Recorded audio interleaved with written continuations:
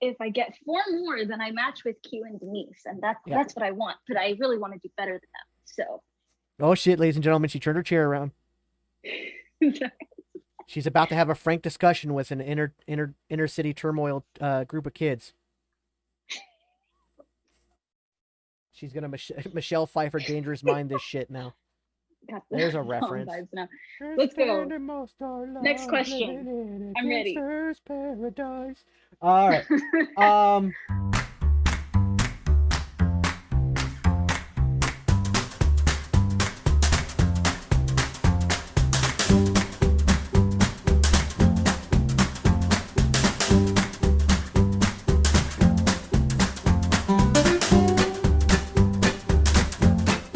Ladies and gentlemen, welcome to episode 15 of the Two Geeks and a Noob podcast. I am your host, SuperBeard Vancouver, and I am joined to my visual right, to my actual left, are not even. She's in a different state. It doesn't matter. She's somewhere. She's out there in the ether. It is Lily. Lily, say hi. Hello. Glad to be back. Uh, Before we get started, you guys might notice that everything looks a little bit different. There's a new aesthetic going on, and that's because we're moving in a new direction. Last week, you might have also noticed that the episode 14 never made it to YouTube. So let me explain that real quick. So if you guys didn't really notice, if you go back on Twitch and watch episode 14, which is still there, I wasn't 100% myself during the episode. As it turns out, I was sick. When we got done with the episode, I had a migraine, so I went to take a minute before editing the video, and then it turned out that I had 102 fever, and it got insane, and so I was out of commission for a couple of days. Luckily, I tested negative for COVID, so I didn't have that. I just got sick. On top of that, last week was a bittersweet episode because it ended up being Denise's last episode with the podcast. She is getting a new job that will conflict with our recording times, and her grandson, who we've talked about a few times, is actually moving in with her, so she'll be taking care of a baby, brand new newborn, as well as working a new job. And so she was already stretched thin as it was, so she unfortunately had to leave. She will from time to time, I'm sure, pop in, but as of now, Lily is now officially 100% a part of the podcast as our official noob. So say hi to her. Now, if you might all notice, there's only two of us here. Um, uh, Thank you, Dyson Dishes. Yes, congrats to her, but sad to see her go. I am right there with you. But Q isn't here either today. Now, Q is not leaving the podcast. He is very much still a part of this. But unfortunately, this particular week, his work is running extra long, and they're working like 10-plus-hour days. So he just could not make it today. But he will be back next week. He said he misses you guys, but he'll see you next week. So that is what's going on. So with kind of the change of the guard in a way, we've also got a new look, new aesthetics. I also just posted our very first Two Geeks and a Noob interviews segment, and that was with the amazing Rebecca, the vocal athlete. She has over 1 million followers on YouTube. She mainly known for her reaction videos where she listens to singers and reacts to their music. She also does vocal coaching and her own songs. The interview is already up on YouTube. We're going to play a clip of it a little bit later, where I embarrass the crap out of myself. And it's a good time. So please go check it out. And as we jump into that, Lily has something to talk about before we Yes. start talking So, about What If episode 7. So Lily, the floor is yours. so I am an affiliate for Level Up Lightsaber, and I'm really excited to announce here that they are now taking pre-orders for the Ahsoka and Revan sabers. So please, please, please visit the link in my bio on Instagram or on TikTok. On TikTok, I am Lily underscore not the flower. On Instagram, I am Lillian Cassidy.official. Yes. So you could find it there, or you could just go to their website, Level Up Lightsabers, and pre-order now. They have guaranteed delivery before Halloween for those sabers. I do not have the Ahsoka and Revan sabers on me right now, but I do have the Power Up saber, which I absolutely love. I got the gold hilt because I think it's awesome. The hilt also comes in red, and all parts are interchangeable. So if I get my hilt in red, I can have an Iron Man saber, and that's what I really want. But yeah, cool stuff. I'm gonna have this in the back, just chilling with us in the stream because I love lightsabers. And that's that. So that looks like a party in your hand. And I think it's the best segue we can do, as terrible as that was, into episode 7 of What If.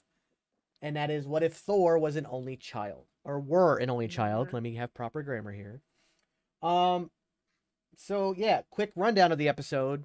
Basically, instead of what a wonderful little emoji. Thank you, Dice and Dishes. Dice and Dishes. Oh my god.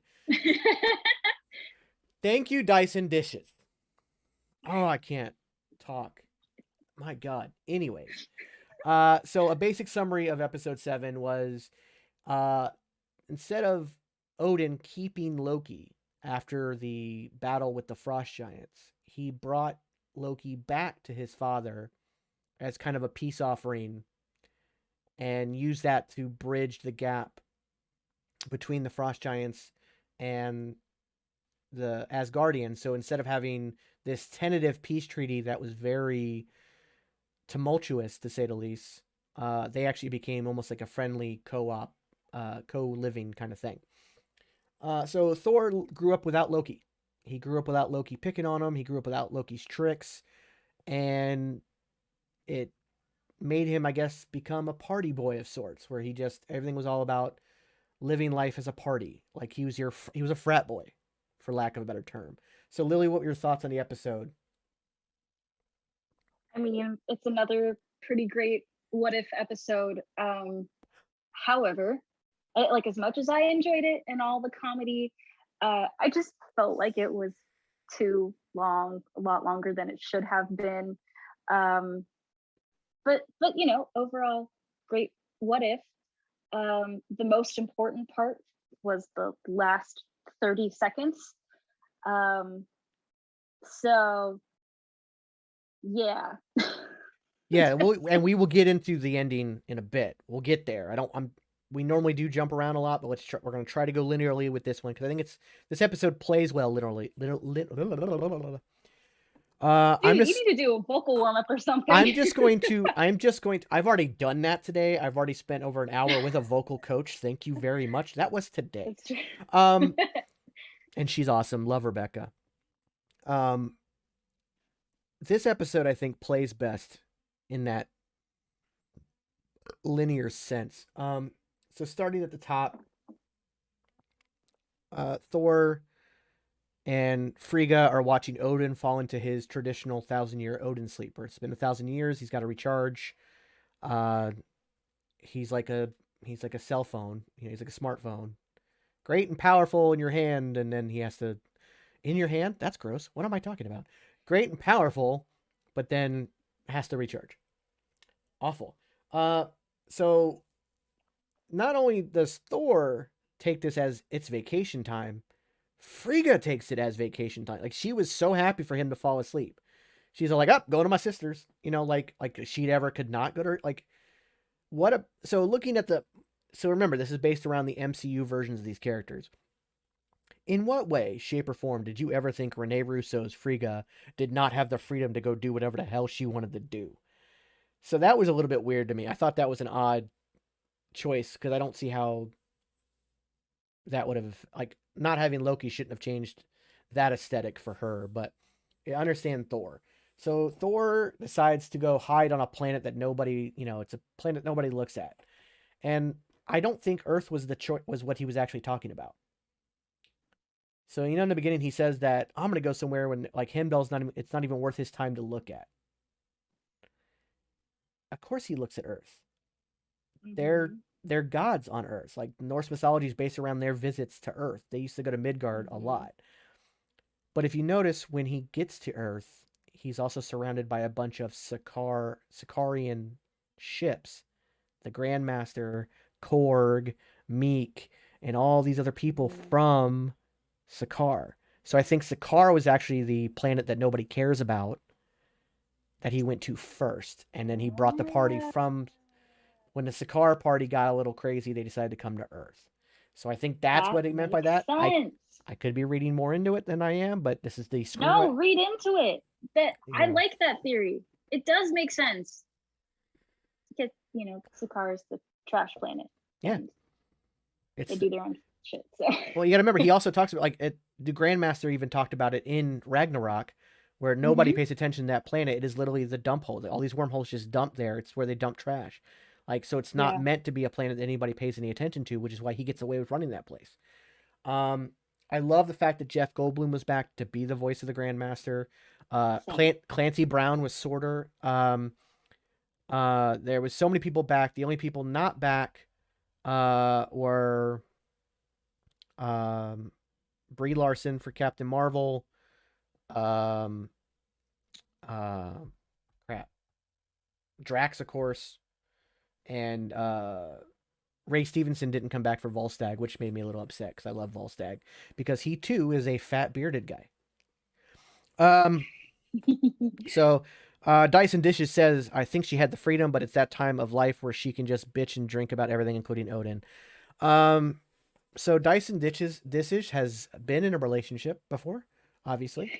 No, I'm pretty sure I know. I mean, there's merit to that. Maybe Odin just has a really hefty schedule where he needs his wife beside him, and they just need to be the pretty faces of Asgard. So who knows? Who knows? It is but every woman needs her night where she can drink wine and lay back with the ladies, maybe watch some reality TV. We all need a break, okay? So I did write that I thought it was very, of course, Party Thor went to Vegas. Because where else do you go on Earth? Darcy and Howard the Duck. That was a crack. Yeah. Yeah, that's insane. So we see Natalie Portman's Jane Foster and Kat Dennings Darcy are in their van. No Dr. Selvig with them.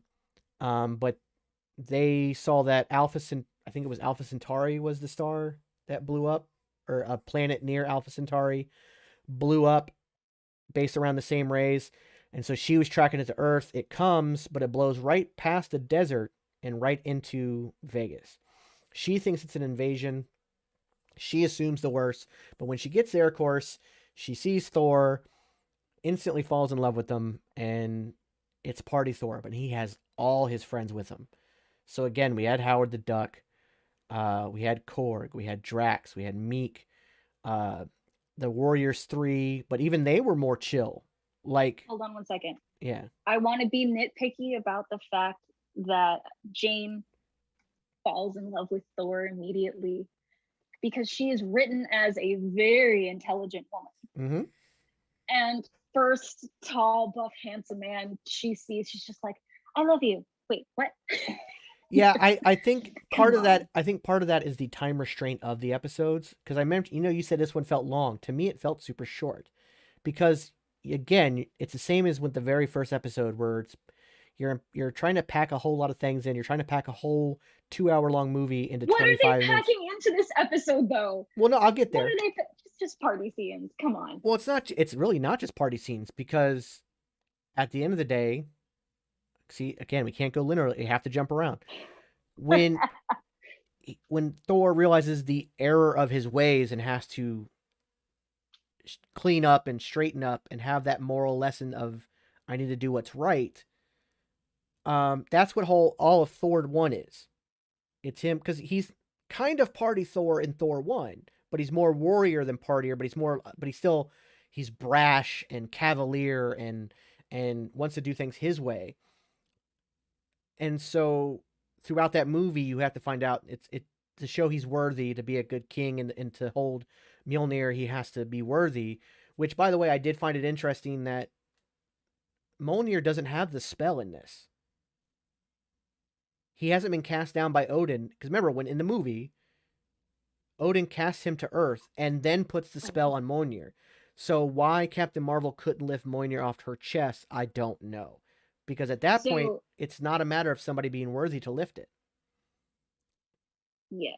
So let's talk about Captain Marvel. Yeah. Oh, you're right. Plot hole. Yeah, that's Oh, an issue. So in the party, Nick Fury shows up to try and talk Thor down. Be like, hey, you can't come here and just bring all your friends from another planet. You know, you got to deal with us. But Korg decides he wants to do a cannonball into the Bellagio fountain and runs through, and this giant rock man knocks Fury over and knocks him out and puts him basically in a coma. And so yeah. Maria Hill becomes acting director of S.H.I.E.L.D., and she pulls out the beeper to call Captain Marvel to take care of these aliens. So Captain Marvel shows up with unfortunately, not a great voice actress. Because again, it's the same problem I had last week. It's one I didn't thing. mind it. It's one thing when you just put a good voice to a character, like the DC animated films. You like Kevin Conroy's Batman, like Jerry O'Connell's been Superman now for a few years, but you're not thinking about Henry Cavill Superman or Ben Affleck's Batman when you watch that. But these shows are based around the MCU, these live action characters. So when the voices don't match up exactly, like I even have an issue with the Robert Downey Jr. character because it's not Robert Downey Jr. and although it's a decent impression, it's not exact. Do you think that they were trying to buff that expectation with the slight appearance of them, like the faces and what that we've been talking about all along, how no one looks exactly like their character? I don't know, maybe because I think Darcy looked pretty good, Yes. but still almost like a generic version of Kat Denning. I thought Thor looked like a generic version of Chris Helmsworth. I don't think Jane Foster looked like Natalie Portman at all. No. But Maria Hill looked a lot like Colby Smuthers. Captain Marvel looked a little bit like Brie Larson, but not exactly. So maybe. But the Nick Fury looks exactly like Nick Fury, Samuel L. Jackson. But Cooking and Gaming says, I don't even think it's that. I think it's it's a 18-year-old that has found out that his mom is on the way home, and he's like, oh shit, I don't want to get in trouble. Hey guys, help me clean this up. And you're right. That's how it came across to me. You're right. That's what how I it was is. saying with Go ahead. What I was saying earlier with how I think it was too long, I'm specifically referring to all of the partying. I should go back and rewatch it and see the number of times that Thor is tested and by whom, like the number of times where he has the option to stop but makes the choice not to, and we can analyze the dialogue and see like what kind of an attitude he has and what gets him to actually change. But to me it just came across as immature person who's like, oh shit, I don't want to get in trouble with my mom, so yeah, I mean that's the thing is like he learns his lesson, the same lesson he learns in the Thor movie, but not exactly, because you're right. At the end of the day, it is an immature kid who is like, oh crap, my mom's coming home. But there is that moment. It's not high stakes. Yeah, exactly. The stakes are not anywhere near as high as they were in Thor. It's not so much this could be the end of Earth and I've got to protect him. It's more like this could be the end of my ass and I got to protect myself. So it's still selfish. It's still there, but it's at the core of it. It's the same lesson. It's just not learned the same way or to the same depth. It's more. There's it's still more one about thing that could have fixed that. There's a lot of things that could have fixed it, but well, I mean, one thing specifically, the inclusion of accidental death, yeah, as a result of his partying.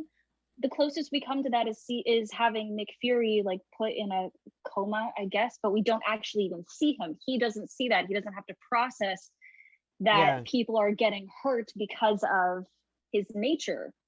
And if they did include it, if we see someone get crushed by the Statue of Liberty's arm or something, or that would increase the stakes because he's now directly responsible for the chaos, hurting other people. But we don't have that.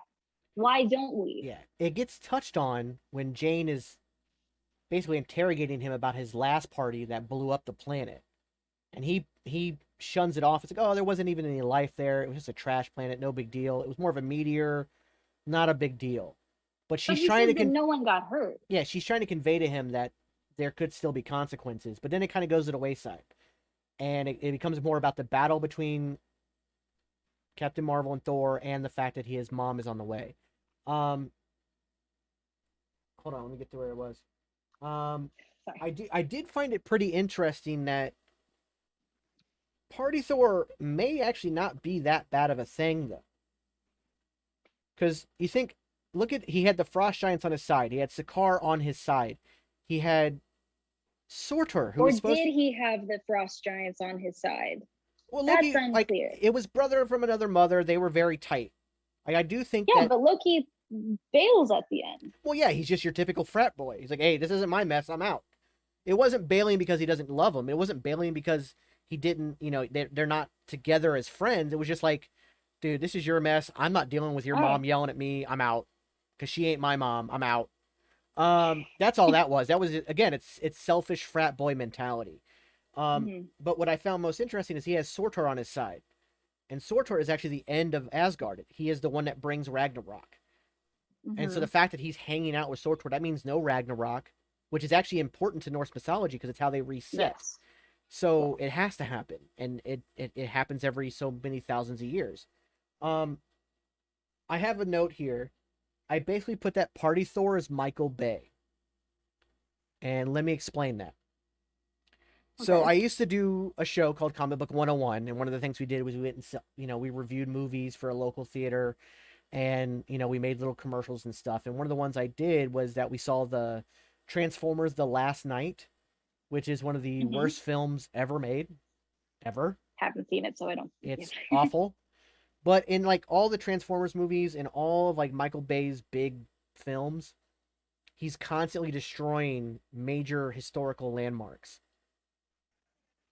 And he destroys Stonehenge in that movie. And, of course, Thor decides to just, oh, you mean like this? I just have to touch it. And he knocks over Stonehenge. He fixes the Leaning Tower of Pisa thinking they broke it, which I thought was kind of funny. He pushes it back up straight, even though it's supposed to be leaning. But I said, like, Michael Bay hates landmarks. That was always my review of every Michael Bay movie. Michael Bay hates landmarks. And so I thought that, to me, Party Thor was the Michael Bay of the Marvel Cinematic Universe at that moment. Again, we got to see Captain Marvel brought in, and I think this is not something that Nick Fury would have called her for, obviously. Because he didn't call her for the whole Chitauri invasion, which was a legitimate threat. Not a party guy who could cause damage. That was an actual invasion looking to take over the planet, and he refused to call her. So I think Maria Hill was jumping the gun a lot, and you saw her kind of like thrown into this leadership role that she was not ready for. And finally, at the end, when Frank Grillo's character, Crossbones, was like, oh, we never get to shoot the nukes. She kind of had that moment like, okay, maybe I was overreacting too. Everybody was over. The whole episode is about people overreacting. Really. Like, Jane Foster's initial reaction was they're going to destroy the planet. Thor's initial reaction when his mother is coming is like, oh my god, she's going to kill me. Frigga's initial reaction was, shit. I gotta go fix this stupid boy's problem. Like, everybody's quick to overreact. Now, granted, Frigga was the only one who's technically correct. But I did find it interesting that we almost got our first happy ending. Almost. We almost got our first happy ending this episode, including the Watcher actually saying, and they lived happily ever after. But maybe I spoke too soon. Yeah. Dun, dun, dun. Then what would be... What I would have thought they would have done is a post-credit scene. Like, let the credits start rolling when he says, happily ever after. Initial credits, and then post-credit. They didn't do that. They just let it play right through. We got Ultron and his army coming through a portal that even caught the Watcher off guard. And this is important. The Watcher sees all across all of the multiverse. And the look of genuine confusion on his face when that portal opens up, and Ultron, having all of the Infinity Stones, walks through, and then his face mask comes up, and you see its vision inside of Ultron. So it's Vision / Ultron with the Infinity Stones. So this, I think, we're at episode 7. We've got 2 left. We know that the heroes are coming together. Hello, future. Welcome. We know that they're bringing this multiversal heroes together. We're bringing them together. We've seen footage of T'Challa Star-Lord and Captain Carter and evil Doctor Strange and good Doctor Strange all together in a final episode. I think this is the moment where the Watcher interferes. He didn't see this coming, and he shouldn't be able to miss anything. Watchers literally have the ability to see all, more so than even Heimdall. Heimdall is like 10% of what a Watcher is. So they see all at all times. It's not like Heimdall has to focus to see you. Watchers see all at all times in the multiverse. They're looking at different multiple verses at the same time. He didn't see this coming. He was legitimately confused. And so I think this is the threat that brings that Watcher finally goes, okay, I'm not supposed to interfere, but I need to bring these people together because this guy's going to wipe out every universe. So this is where we finally get the interference of the Watcher. It's also, I think, the vision from the zombie episode. I think it's the vision from the zombie episode. We talked a little bit about this before we recorded with Lily. My theory is that Vision stuck behind, gave them the Mind Stone, and stayed behind to try to take care of Wanda. I think in the end of the day, he realized he had to let her go and kill her because she was a zombie, but it also made him kind of like snap inside, similar to how Wanda snapped losing Vision and her brother, and thus we got WandaVision. So Vision kind of has that same mental breakdown, which is weird because he's got a synthetic mind, but he has a mental breakdown and decides that, well, if I get the Infinity Stones, I can fix all of this. So, like Dyson Dishes brings up Ultra Ultron versus Zombie Thanos. It very well could be that Vision goes after the Infinity Stones that the Zombie Thanos has, gets them, puts the Mind Stone back in his own head, because you do see that the Mind Stone is back in his head, and then decides that he can fix reality with the Infinity Stones, but that somehow corrupts him to becoming Ultron. So instead of Ultron building Vision, it seems like maybe Vision builds Ultron. It's almost a reversal of roles. It's a solid theory, but I do not have the mental bandwidth to think of how it's words. The one part of that I kind of disagree with is I can't see Vision making Ultron, and I wonder how those two connect. I can actually explain that based on my theory. As okay, you notice, he lifted his head. It was almost like an Iron Man suit. Uh-huh. So he didn't build Ultron as a separate entity. He built Ultron almost like a suit for himself. He became Ultron that way, and the rest are just drones he had built to be his army, because he has full control over that army. So that makes sense. It's almost more like an Iron Man suit. So yeah. But I don't know what kind of, like, we'll find out obviously next week how much validity is in that theory. But how many more episodes of this season do we have? 2 more. 2 more. Okay. 2 more. In fact, the final episode will be while I'm in New York, so I'll be broadcasting from New York for that one. So I'm excited about that. And that'll wrap that up. So let's get some final thoughts on the episode. Another great episode. Only complaint is far too much party exposition. Please, less. Well, it would have went from 25 minutes to 15. I felt like it was too short. I felt like there was that quote unquote lesson at the end that he's trying to learn and has to clean up everything and fix everything. And I don't even understand Captain Marvel helping him at the end. Like, she was beating his ass and then laughing at him while his mother's yelling at him. It felt odd to me. Like, the timing was, I love the episode. It was fun, and taken out of context, it's great. But knowing the context of what it is, it just felt a little like, it felt rushed.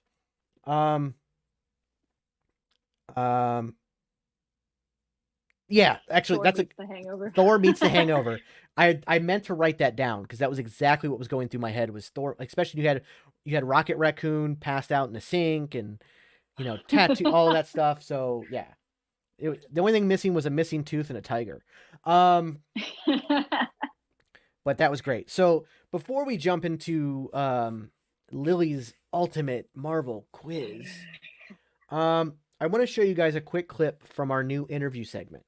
I did our first one today with the great Rebecca RVA, the vocal athlete. She is amazing. She has over 1 million subscribers on YouTube because she is deserving of such. Her reaction videos are fun to watch. I highly recommend them. And so I'm going to play a quick clip of me embarrassing the ever-loving hell out of myself to her because she basically forced me to do it. It's her fault. I'm blaming her. So we're going to bring this up. You have to give me just a second. Don't forget about the window in the live stream. Yeah. All right. We go here. And we go open. And then we go here. All right. So here it is, guys. And here's a quick clip from the interview. And the whole video is up on YouTube right now, already there. So after this, you can go watch it. It is a good interview. I had a great time with her. She's amazing. We'll discuss that in a moment after I'm done embarrassing myself. So I'll go ahead and give this a shot. Go. Count down from 10 and then or 5 and you have to do it. That goes for many things in life. Okay. Yep. Hydrate. Posture. Little cough. See, my voice is gone. Yeah. She's running, run.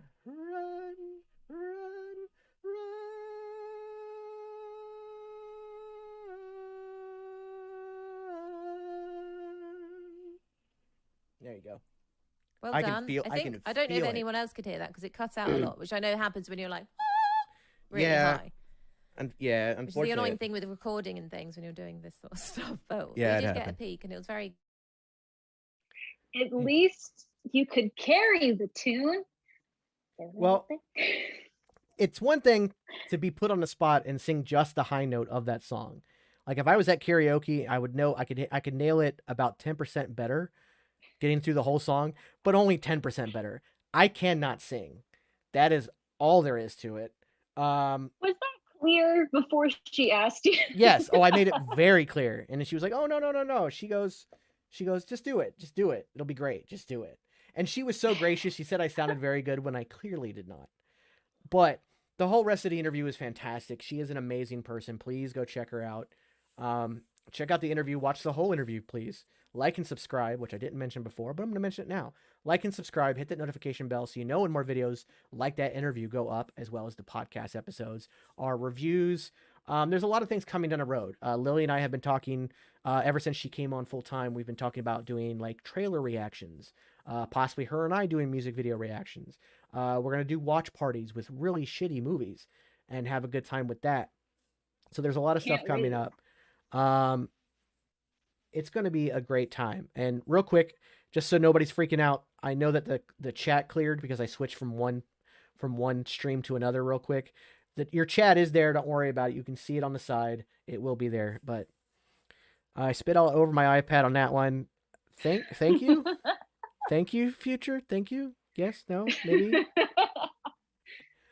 I don't know if I should be thanking you for that or be offended, but I'm not offended. I'm the guy who goes to karaoke strictly to make an ass of myself for the entertainment of others. I know my range. It's very small. I sing things like Hootie and a Blowfish, Only Want to Be With You. Depeche Mode, Enjoy the Silence. Tequila. No. And the thing is, I do it all sober too.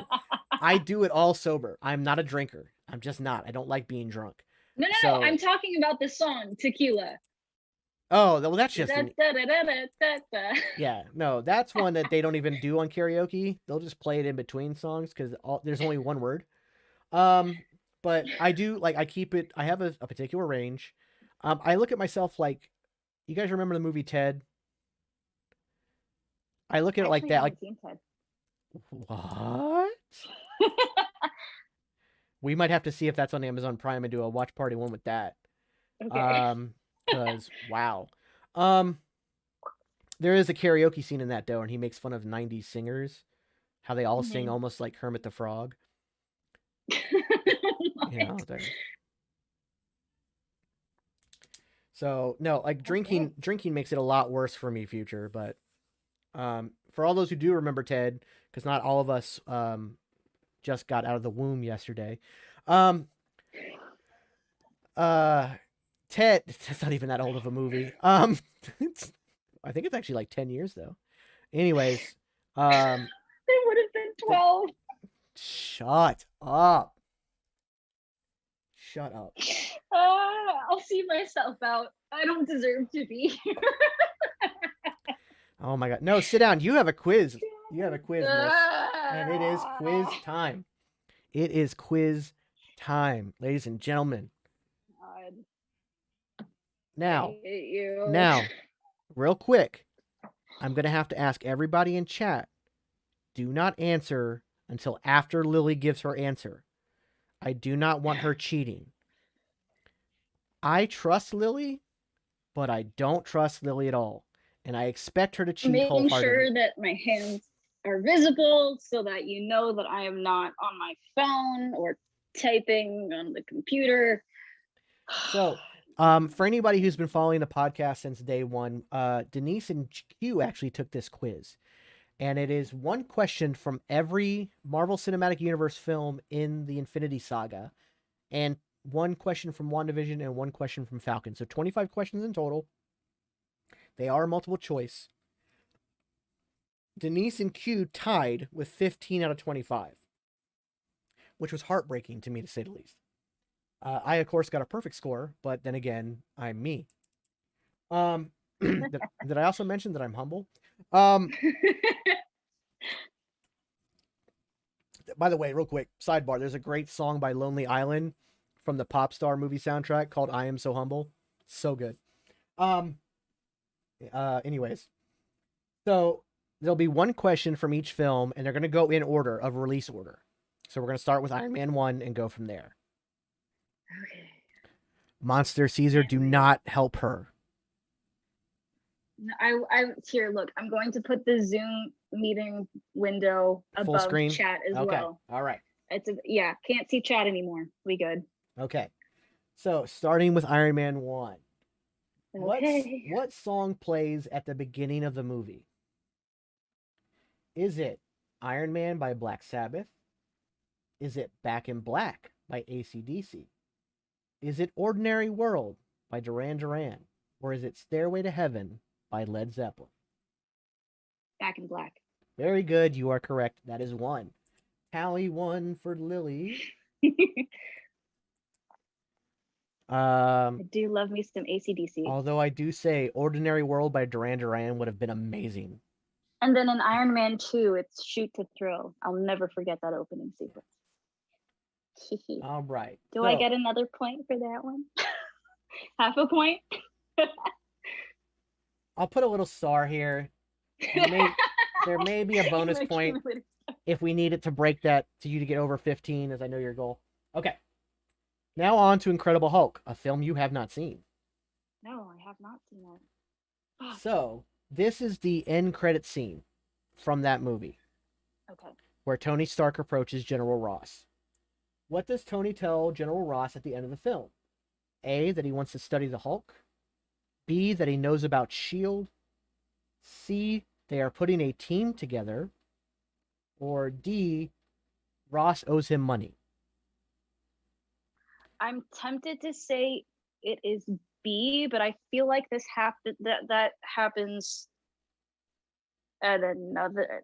It can't be B because Nick Fury and Black Widow tell him about S.H.I.E.L.D. at the end of Iron Man 2.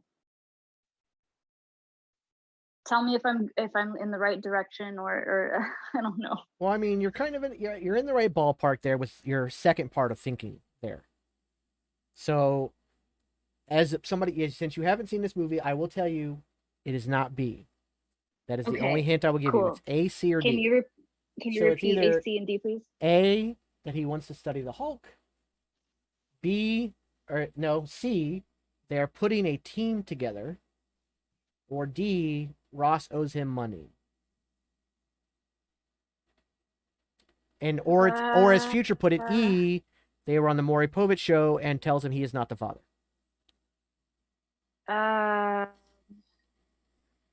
I'm going with the last one. I find it hard to believe that Tony would.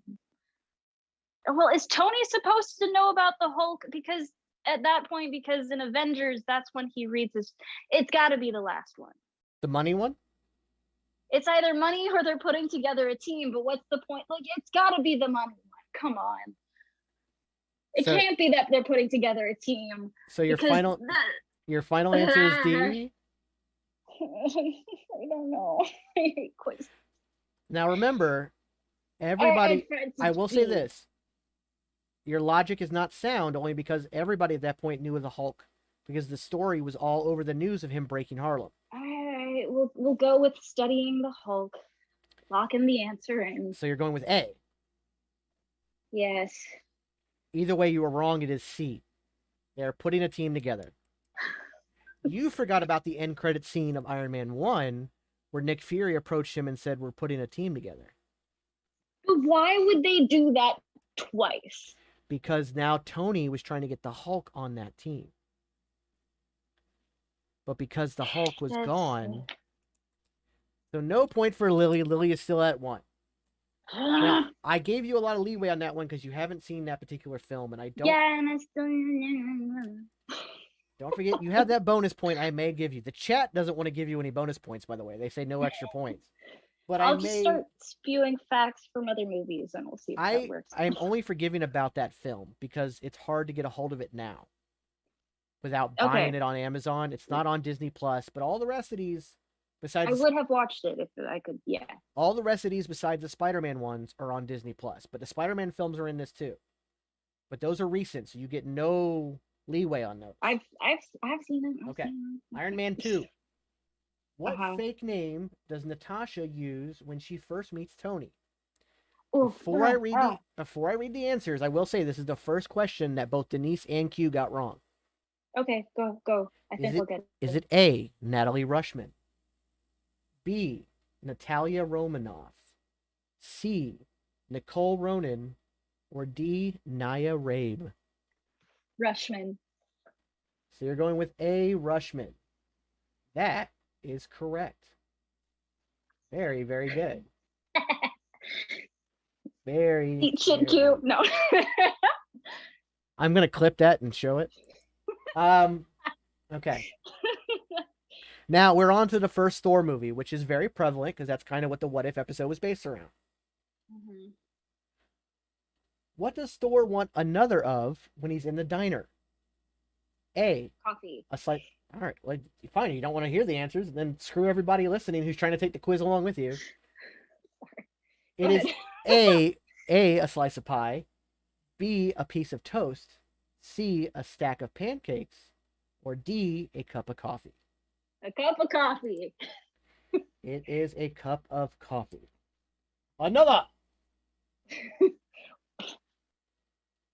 Okay, we're on to Captain America, the first Avenger. I was going to say the first soldier. No, the first Avenger. First Avenger. I was mixing up the first and second film. All right. Where does Peggy tell Steve she wants to meet him for a dance before he plunges into the ice? A, the Cotton Club.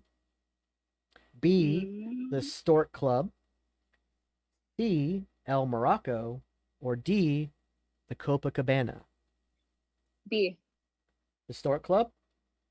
Sorry, can you enunciate a little more? Did you say Stork Club? Yes, Stork Club. The Cotton Club or the Stork?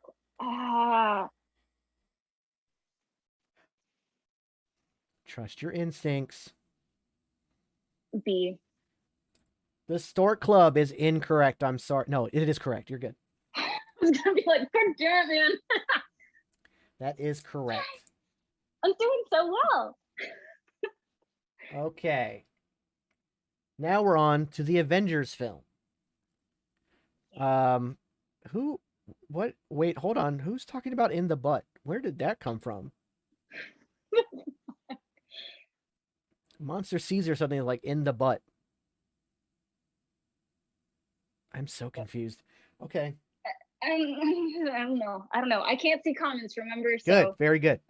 So in the Avengers, Natasha remarks to Clint that the Battle of New York is a lot like what? A. Their time in Budapest.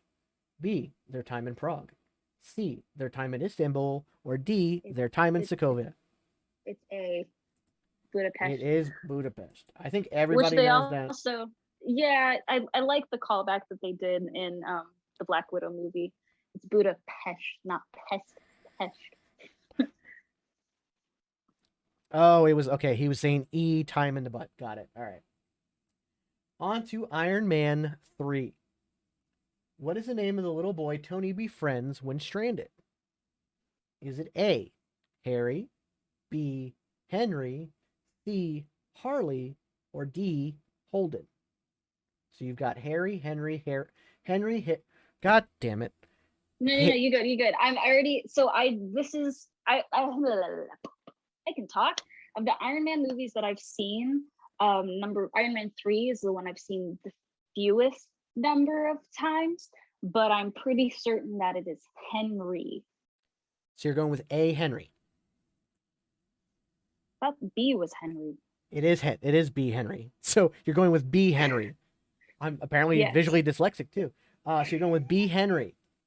Yeah. I'm sorry, that is incorrect. It is Harley. And there is a possibility for all you geeks out there that Harley becomes Iron Lad, who in the future becomes King the Conqueror. So we'll see how that goes. Wait, Because remember, no. Harley was at Tony Stark's funeral.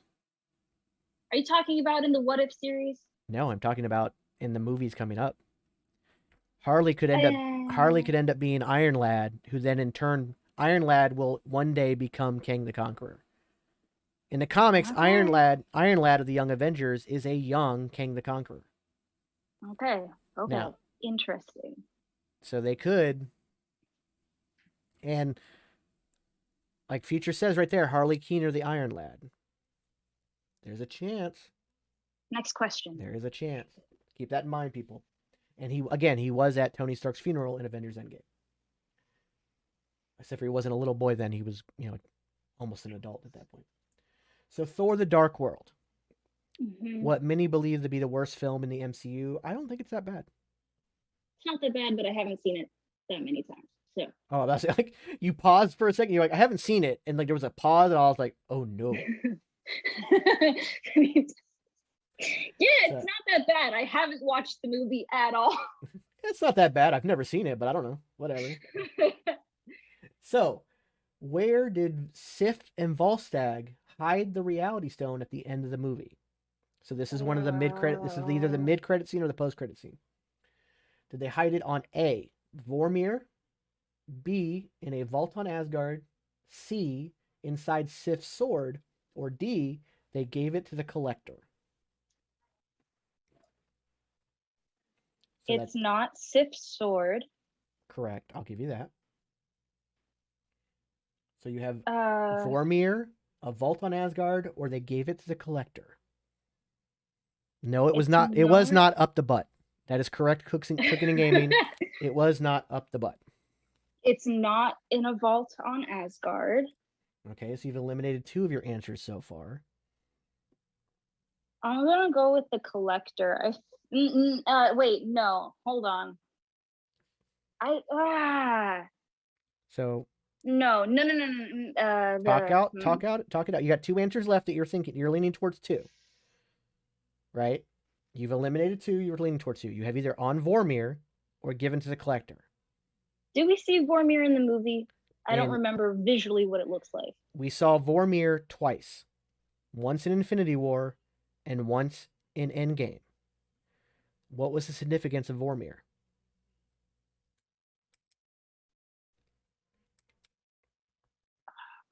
I don't remember what it looks like. I can't remember the scenes.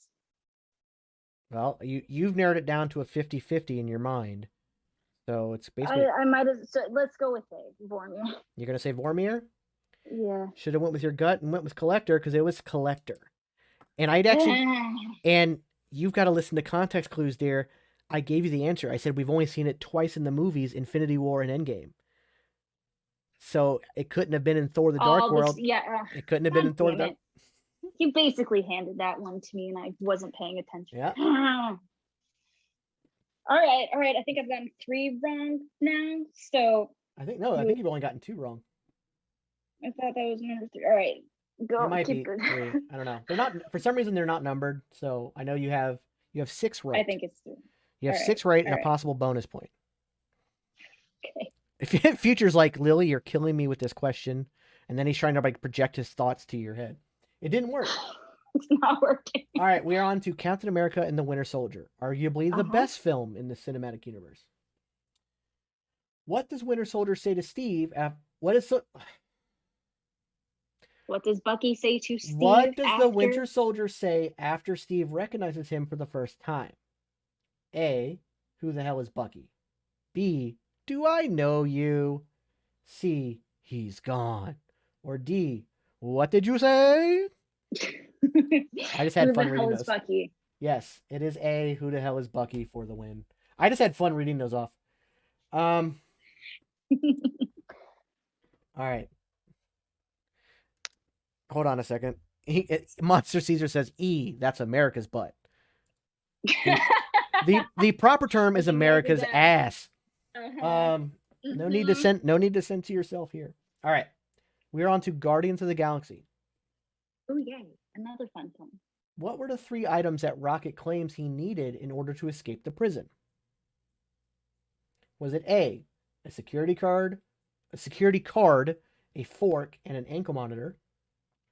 B, a security band, a battery, and a prosthetic leg? C, a pair of binoculars, a detonator, and a prosthetic leg? Or D, a knife, cable wires, and Peter's mixtape? B as in bitch. Yep. Sorry. And the answer is B. Now, here's a quick little hint for people who don't realize this. If you notice, on many multiple choice questions, you're going to get this. You had 2 answers that were similar. You had prosthetic leg on 2 different answers. So that's kind of how you can narrow it down to one of those 2 and make it from 1 of 4 to 1 of 2. You didn't need it, but I'm just saying that for people taking multiple choice quizzes out there, keep that in mind. When you have 2 similar answers, one of those is correct. So you can narrow it down from a 1 in 4 shot to a 1 in 2 shot. Vince, I think you are pushing it a little old with our audience right now. I think most of the people watching are probably in their 30s. And also, you're underestimating how smart teenagers are today. If they cheat, they know how to cheat well. That's true, too. All right. What? We are on to Avengers Age of Ultron. Okie dokie. What word does Tony utter that makes Steve say language? This is going to be my favorite one. Is it A, crap? B, asshole? C, shit? Or D, idiot? It's not D. No, it is not D. I wish I could remember. I wish these options were the whole line instead of just is it the whole line? The whole line is just one word. Want the context. Give me the first 3 again, pretty please. There's crap for A, B is asshole, or C is shit. Now, if you think about Marvel movies as a whole, you can actually figure this one out pretty easily because it's kind of pretty much the favorite curse word of all Marvel movies. Shit. So Gotta be shit. You're going I remember Black Widow saying shit a lot. So you're going with C, shit. Final answer? One more time. What are the first 3? A, crap. B, asshole. C, shit. I'm trying to hear different characters saying asshole in the movie. If it helps, it is in the opening scene when Iron Man runs into the force field.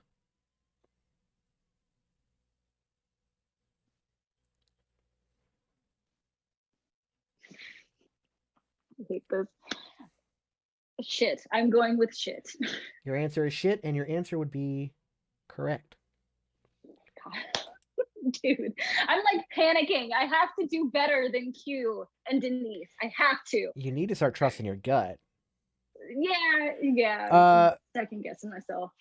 Future, if you're thinking we're around the same age, I am 39. So, if that tells you anything, there you go. Not all of us are a fetus, like some of the people here. So we are on to Ant-Man, the first Ant-Man film. One of my favorites. One of my favorites. I love Paul Rudd. He's a national treasure. I've only seen it twice, actually. Oh my god. Okay. I know. What animal does Aaron Cross unsuccessfully shrink?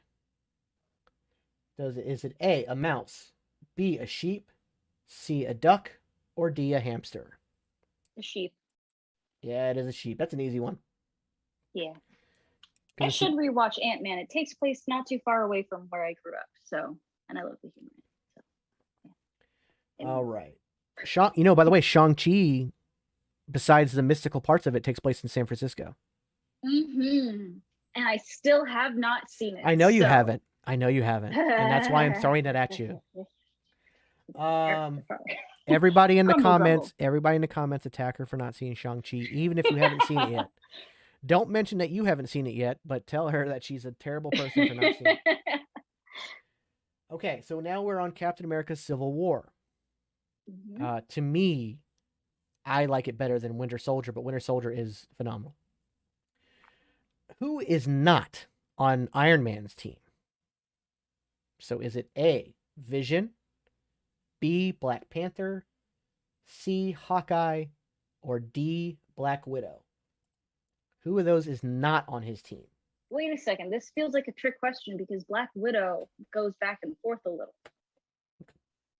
Well, is there anybody else on that list that was on his team or not on his team? Because if there's everybody else was on the team, that might answer your question. So again, it was A, Vision, B, Black Panther, C, Hawkeye, or D, Black Widow. We're talking about the airport scene now. Who was not on Iron Man's team? Why do I not remember Vision in that sequence? Well, wait a minute. Yeah, he was. I know that Vision was there. That's why Rhodey falls at the end, right? Yep. Okay, so Vision was there. Vision was on Iron Man's team. While you think about that, I want to let you know that Monster says your worth as a human is being judged on the films you have or have not watched. And Future says, I tried to get her to watch it and she was like, F you, no. That's not what happened. He did just say just kidding afterwards, but I'm going to ignore that part of it. Hold on. Sorry. I need to write this down so I can process what it is I am seeing. Okay. A, B, C, and D. A is Vision. And I got to make sure that this is on camera so that no one thinks that I'm cheating. Sorry. Vision. Immediately Monta goes, looks like cheating to me. B is Black Panther. Uh-huh. C is Hawkeye. And D is Black Widow. There's an easier way to think about this. Mm-hmm. Think about the prison afterwards. It's between Hawkeye and Black Widow. I remember they had the line, or we're still friends, right? Depends on how hard you hit me. So who? I feel like was there Hawkeye versus Spidey at one point? God, I can't remember.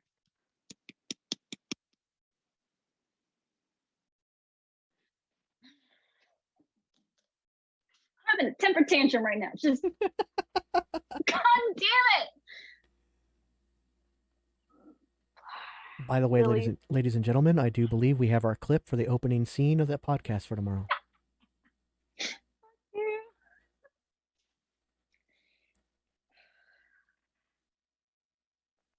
Lily, remember, just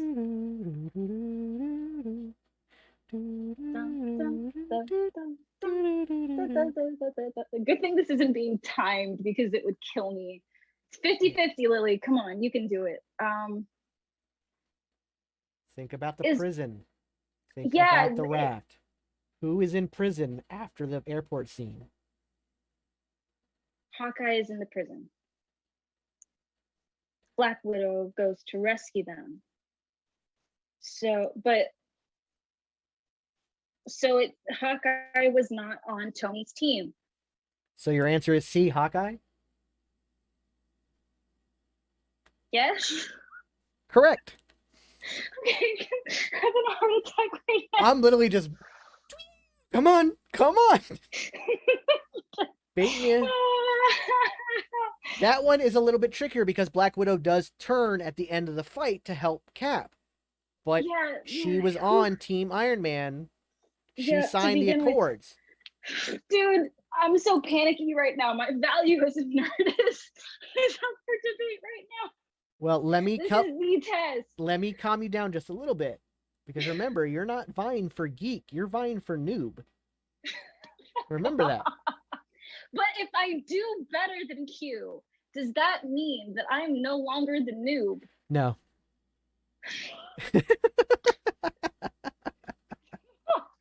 Because I haven't. Well, when it comes to Marvel, Real quick, I haven't read the comics. In all actuality, when it comes to two geeks and a noob, we are all noobs in some category, shape, or form. Yeah. There are times when I will be the noob. There are times when Q will be the noob. There are times when Lily, which will be 99 times out of 100, will be the noob. You don't know that yet, okay? You don't know that. But am Just I wrong? Just wait till But we am I start wrong? talking about No. Star Wars visions. I might end up being the noob when it comes to Star Wars. Because I think even Q knows more about Star Wars than me. I'm a huge fan of the original. I like the sequels. I hate the prequels, but I've watched them multiple times.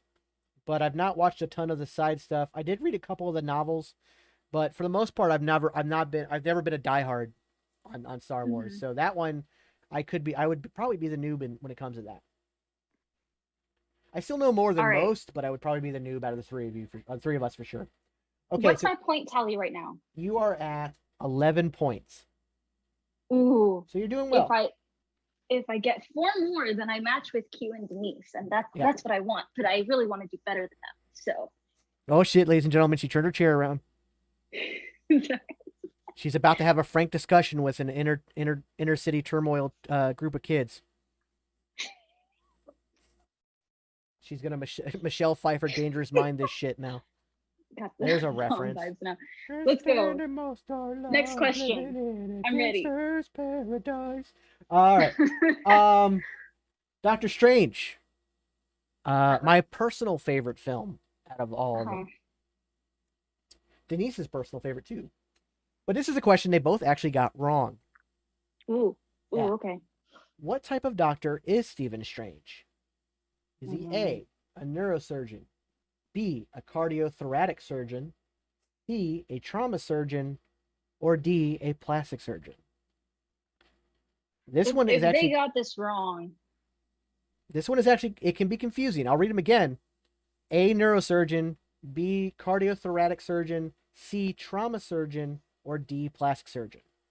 It's between A and C. I know that he's. That's where they were at too. That's exactly where they were at too. So, and because they both got it wrong, either they both second guessed themselves, or I will explain to you why they got it wrong because I understood where they were coming from. But when I'm gonna wait. Then it's a trauma surgeon. So yours are gonna say trauma surgeon? I'm pretty sure you just gave me the answer. Well, apparently, are you going with the final answer here? Hold on. I hate this so much. I hate it so much. I love this. This is great. Content.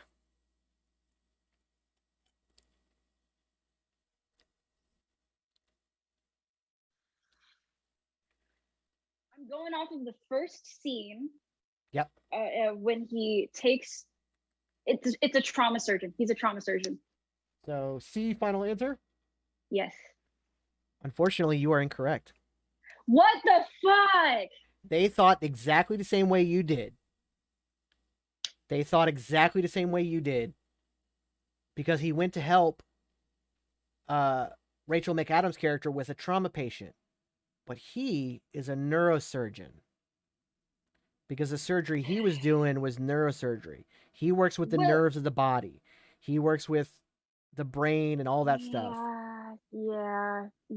Everyone in chat is going, they are yelling at you. Real quick, go ahead and just look at chat.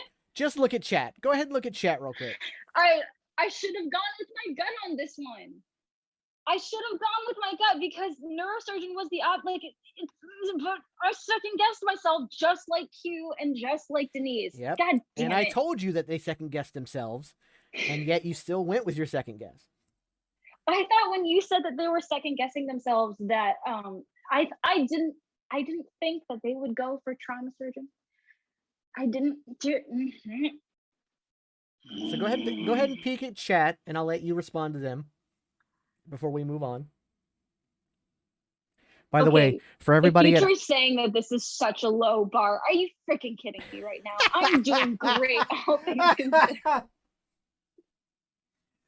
I would also like to note for everybody at home that I am at 100% on this quiz. We will ignore the fact that I've already taken this quiz once before, but even on my first try. How many times did you take it to get the first try? First try, really? Even on my first try, I got 100% on this quiz. I want to say a solid. I am allowed to say this because I know Future personally, so he knows I don't mean any harm with this. But oh my God, Future, fuck you! Just God damn it, yo. The views and expressions of Lily do not necessarily represent those of Two Geeks and a Noob.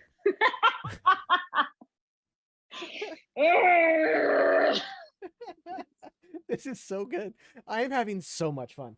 I'm glad. Oh, and at the end, lightsaber battery just died. At the end of the day, that's all that matters is that I'm having fun. I'm going to whack some shit with this later. Better than a stick, y'all. Better than a stick. Okay, you heard it here first. Lily prefers lightsabers over sticks. No, that's the tagline. Unfortunately, she. Don't turn this into something that it shouldn't be. Stop it. Better than a stick is the slogan for Level Up Lightsabers. I know exactly which direction you were going to take that in. I was just saying that the batteries only last but so long. So keep that in mind. No, pace yourself is all I'm saying. Anything I say from here. Pace yourself. That's all I'm saying. I can't respond to that, or else it's going to be a really, really dirty joke. And next question. I think this is more fun than the meme game. The Russian space program. Oh my God. All right, we're on to Guardians of the Galaxy Volume 2. This is an easy one. This is a layup. Okay. This is a walk. This is so easy. This is a 2-inch putt. Any more sports references I can throw up? All right. The Guardians of the Galaxy Volume 2. Finish this line. I'm blank, y'all. Mary Poppins, y'all. Yeah, so the other entries were Superman, Peter Pan, Underdog, or Mary Poppins. And it is Mary Poppins. Mary Poppins, y'all. All right. Now we're on to Spider-Man Homecoming. Mm-hmm.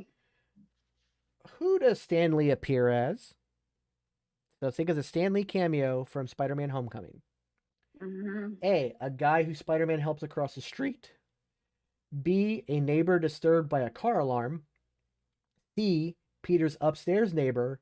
Or D, a guy who works at the hot dog cart. Hot dog cart? You're going with hot dog cart? Yes. That would be incorrect. God damn it.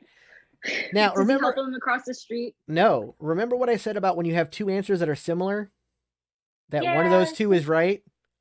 I didn't want to believe it. It is the neighbor who is disturbed by the car alarm. He reached out his windows.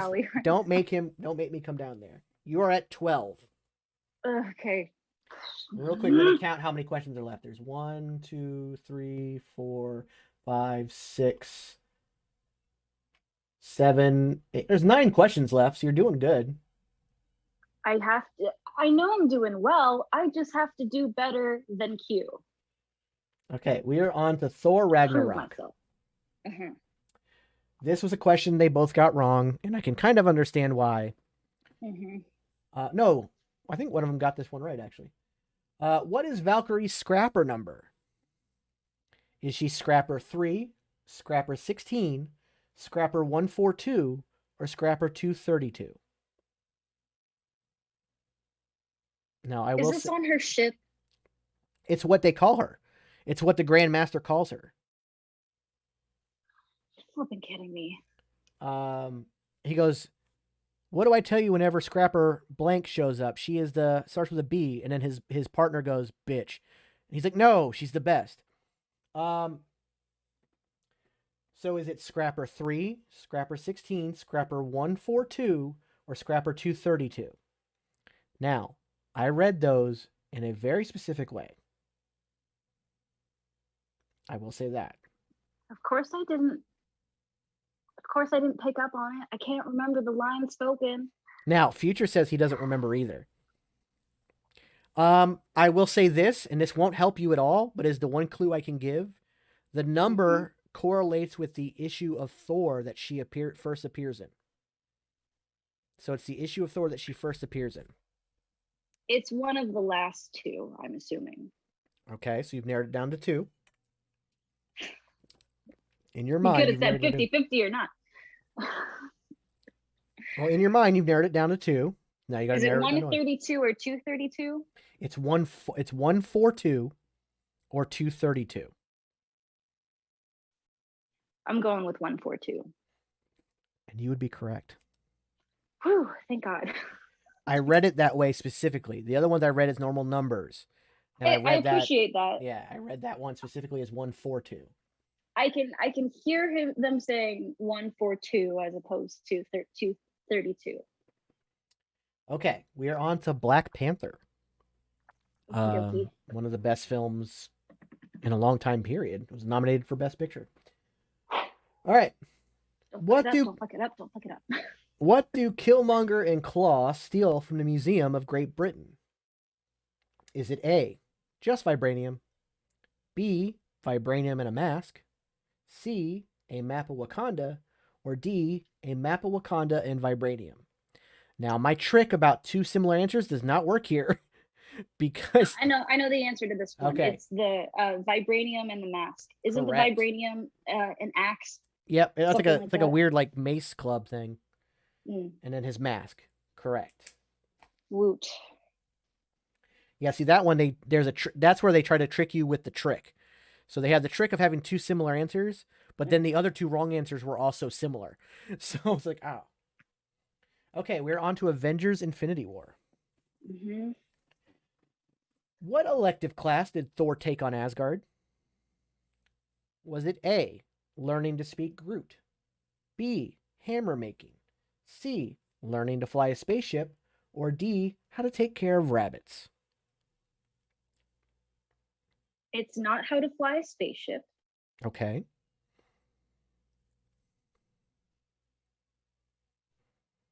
This is Infinity War. Yes. So Thor understands Groot. Correct. Does this conversation take place with It's on the way to the forge. on the way to the forge? Yes.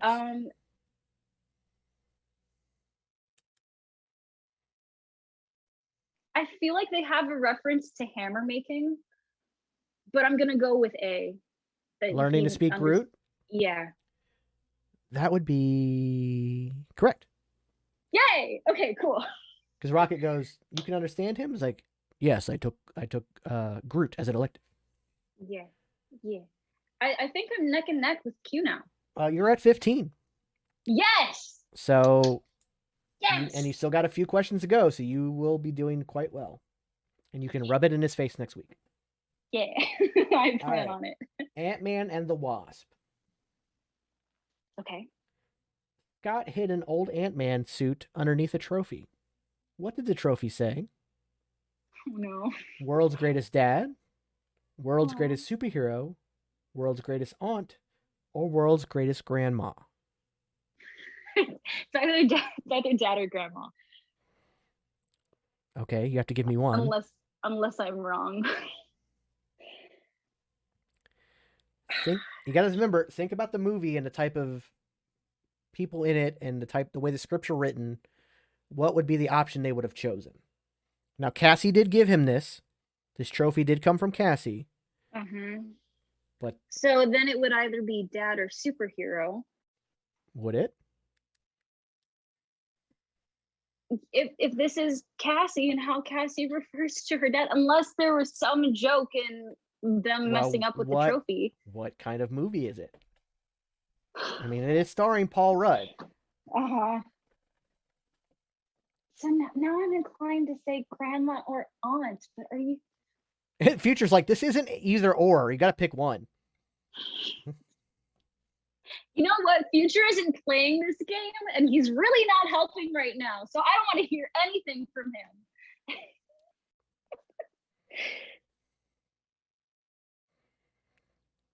I'm going with grandma. Final answer?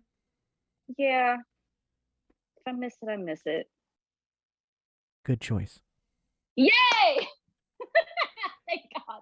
The joke was when Cassie went to go buy the trophy, that was the only one in the store they had. They had left, yeah. Yep. All right, on to Captain Marvel. Uh-huh. And Feature says, I'm actually helping a lot. And I would agree. Maybe not you. Helping me pick on you more, but...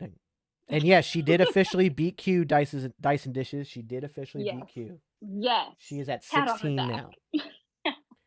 Captain Marvel, what is Carol's nickname for Monica? This is Monica Rambeau, not Maria. This is the young girl. Was it Sergeant Danger, Commander Monica, Lieutenant Trouble, or General Mo? Lieutenant Trouble. Correct. Yeah. Yeah. Eat shit, Q. All right, we're on to Avengers Endgame, the highest grossing movie all time. I do not recognize Avatar recently coming back to take the first spot because they just re-released the movie again and basically cheated. Avatar's been released 10 times in the theaters and had to get to their spot. Avengers Endgame has been released once. So, and Disney owns both of them, so it doesn't matter. What is Natasha's final line before she sacrifices herself on Vormir? Let me go. It's okay. Tell everyone or Clint. The second one. It's okay? Yeah, it's okay. That is correct. Although I do think it'd have been kind of funny. Tell everybody, 1, 2. Before I forget, Clint, I got to remind That ties into it's similar to when Javelin died in, oh wait, did you see Suicide Squad? The new one? The first one, not the new one. That's another movie I got to see. I'm waiting for it to be released online. Is it released? It was on HBO Max the day it came out. Well, I don't have HBO Max, okay? Why do you not have HBO Max? I'm not made of money. I will give you access to my account. I get it for free through Spectrum. Manipulation 101. No, I'm kidding. What necklace? So we're on Spider-Man Far From Home. What necklace does Peter buy for MJ? Is it A, Black Dahlia necklace, B, a black sunflower necklace, C, a St. Christopher necklace, or D, a New York City skyline necklace, which is the tackiest thing you could buy anybody ever? Yeah. It's the Black Dahlia. Correct, because she's all fond of murder. Mm-hmm. She's a nerd for crime. So I got 23 out of 23 correct because I'm amazing. You got 19 out of 23. But now we're on to the 2 bonus questions. Okay. We got WandaVision and Falcon and the Winter Soldier. Now, okay, they were still tied when this was over, so I gave them a Loki question. Which I will do the same for you, making it 26 questions. Now, I actually technically got that question wrong. I was off by 1 number, but I've got that fixed in my head now. I will give you the same question they got. What is the first line of Agatha All Along? Who's been messing up everything? It's been Agatha all along. Read them out to me. Okay, is that okay? So Read them out to here's me. the, who's been pulling every evil string? It's been Agatha all along is B. Who's been messing up everything is C. Who's been controlling this whole thing is D. Who's been messing up everything, and then who's been pulling every evil string, I think is the first line of the second verse. You are correct. Yes. Falcon and a Winter Soldier. How many dog tags is Bucky seen wearing throughout the show? Is it 1, 2, 3, or none? Wait a second.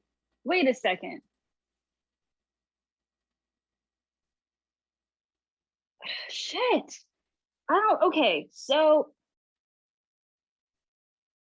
but what did, you're gonna have to help me out with this one.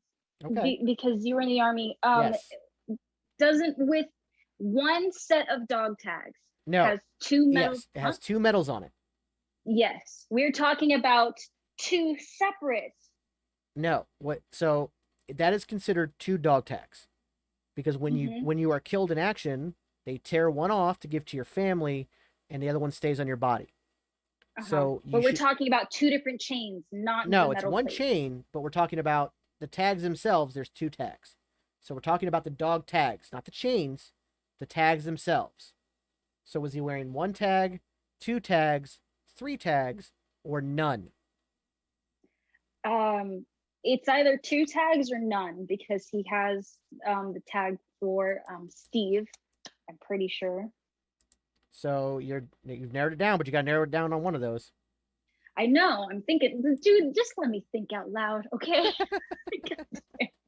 This is me processing thoughts, all right? This would not be interesting if I just stayed silent the entire time and just gave my answer. Like, it also wouldn't be interesting if I didn't give you shit the whole time. Future would like you to know that he got 21 out of 23. Of course he did. But he's not playing this freaking game.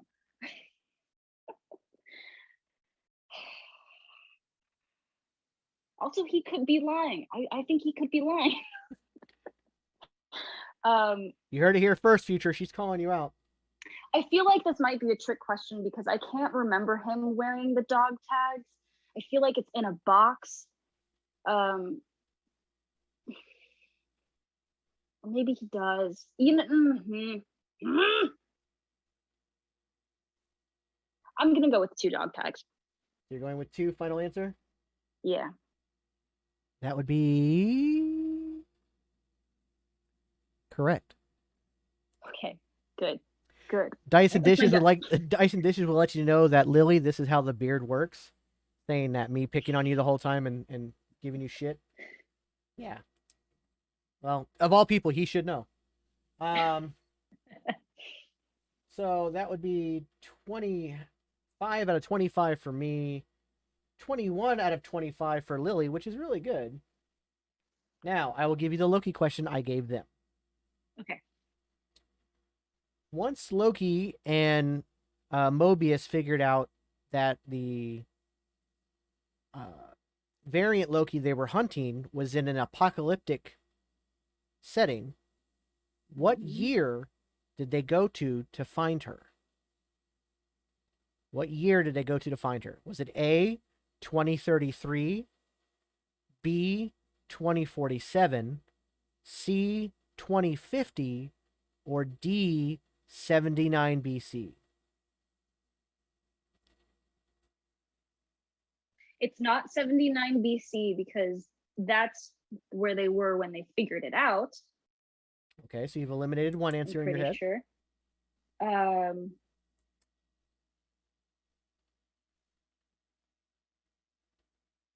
They don't. She's not on Earth, right? She's on a different planet. No, she's on Alabama, or she's in Alabama. Remember, there's a massive hurricane coming. Oh, I'm gonna get this one wrong, but because I wasn't detail oriented with like numbers when I was watching it. It was about the Yeah, it was plot. only big and huge flashed across the screen. For, like, Can you give me the years once more, pretty please? 2033, 2047, 2050, or 79 BC, which you've already eliminated. I don't think it would be 2050.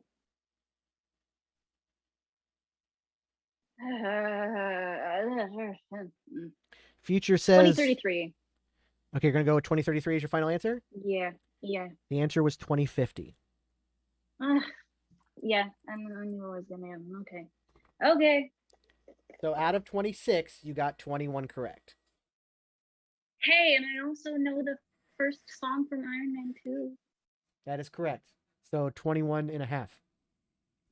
21 and a gold star. Yeah. Dices and Dishes does say that, well, Alabama is a different planet in a lot of ways. That is true. And Future is very offended. He said, wow, okay, she's welcome to quiz me. In my defense, I only rewatched a couple of the Loki episodes twice. Well, that's also all the way from episode 2, maybe episode 3. No, it was episode 2. No. Yeah, really? Yeah, it's episode 2. Okay, yeah. So I watched episode the 3. First 2 episodes. Episode 3. Dyson Dishes, episode 3. It's episode 2 or 3, whatever. It's one of the early ones though. Yeah. It was an early episode. Because remember, it was only 6 episodes total. So like they had to get to her fast to build the rest of it. So 21 points and a gold star, and I did better than Q and Denise. So. Yep, you did pretty damn well. So I got to give you a lot of credit on that. I will say this was far more entertaining than when they took the quiz. Because they did not panic near as much as you did. So I find that fascinating. But no, it was a very good job. And like I said, you did much better than they did. So good on you. And yeah, so I did it. You've earned a little cred. That's a little cred. I mean, a real nerd would have got 100. No. No, you did well. I'm quite proud of you. And like I said, you got the gold star to go on top of that. So. Mm-hmm. And like some of those, like the answers are tricky for a reason. It's supposed to be the hardest Marvel quiz. It's not, but it's supposed to be the hardest. I have actually seen quizzes that are much harder, but that one does have its merit it has some difficulty to it. So that was that. So the neurosurgeon question, I can't yeah. I get how I got that one wrong, but I'm pissed off about that. I can talk. I'm pissed off about that one. No, I get it. I can you overthought it pretty much the same way they did. Because they thought back to that scene, and then they thought back to that patient with the bullet in his head and everything. But that was Christine Everhart's patient. That was Rachel McAdams' character's patient. He was brought in to help with that. Right. That wasn't that wasn't something he would have normally handled. That kind of thing. Yeah. And she even asked him, "Why don't you come to me? Why don't you come to me and be part of my trauma? Be my trauma surgeon?" She actually asked him. And his response is something like, "There's no glamour in it. Too risky." Yeah, no, there's no glamour in it. Yeah. Well, I mean, this is a real issue in the medical world where doctors will not take on patients if there's high risk of them dying, like the procedure going horribly wrong, because they don't want a bad rep. Exactly. So, funny enough, Future, you mentioned that they had a harder one on Mr. Sunday Movies. This is that quiz. I got this quiz from Mr. Sunday Movies. That's where I got the quiz from. So, but they have several ones on there that they've done, which are quite funny. So anybody who isn't already following Mr. Sunday Movies, go do it. They're amazing. It's a great channel. I've been following them for almost 10 years now. Great guys. They're all out of Australia. They're super funny. They also have a great podcast, audio only, but they do put it on YouTube, but there's no visuals. But they do visual videos on YouTube. Go check them out. They're a lot of fun. They just did They just did a retrospective on the Matrix movies and they're doing right now the Daniel Craig James Bond movies.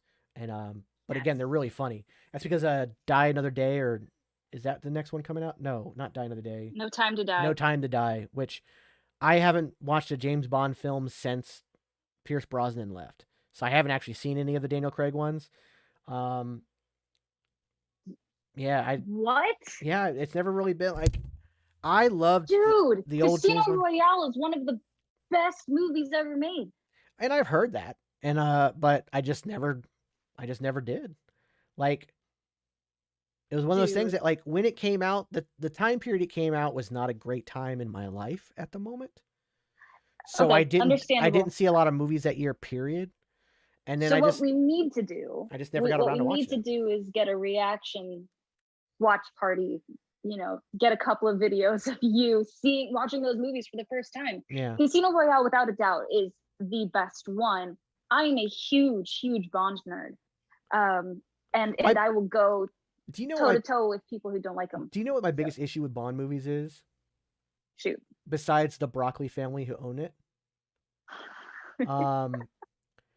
By the way, future, the Casino Royale one is out. They also just released the Quantum of Solace one as well. So go watch it.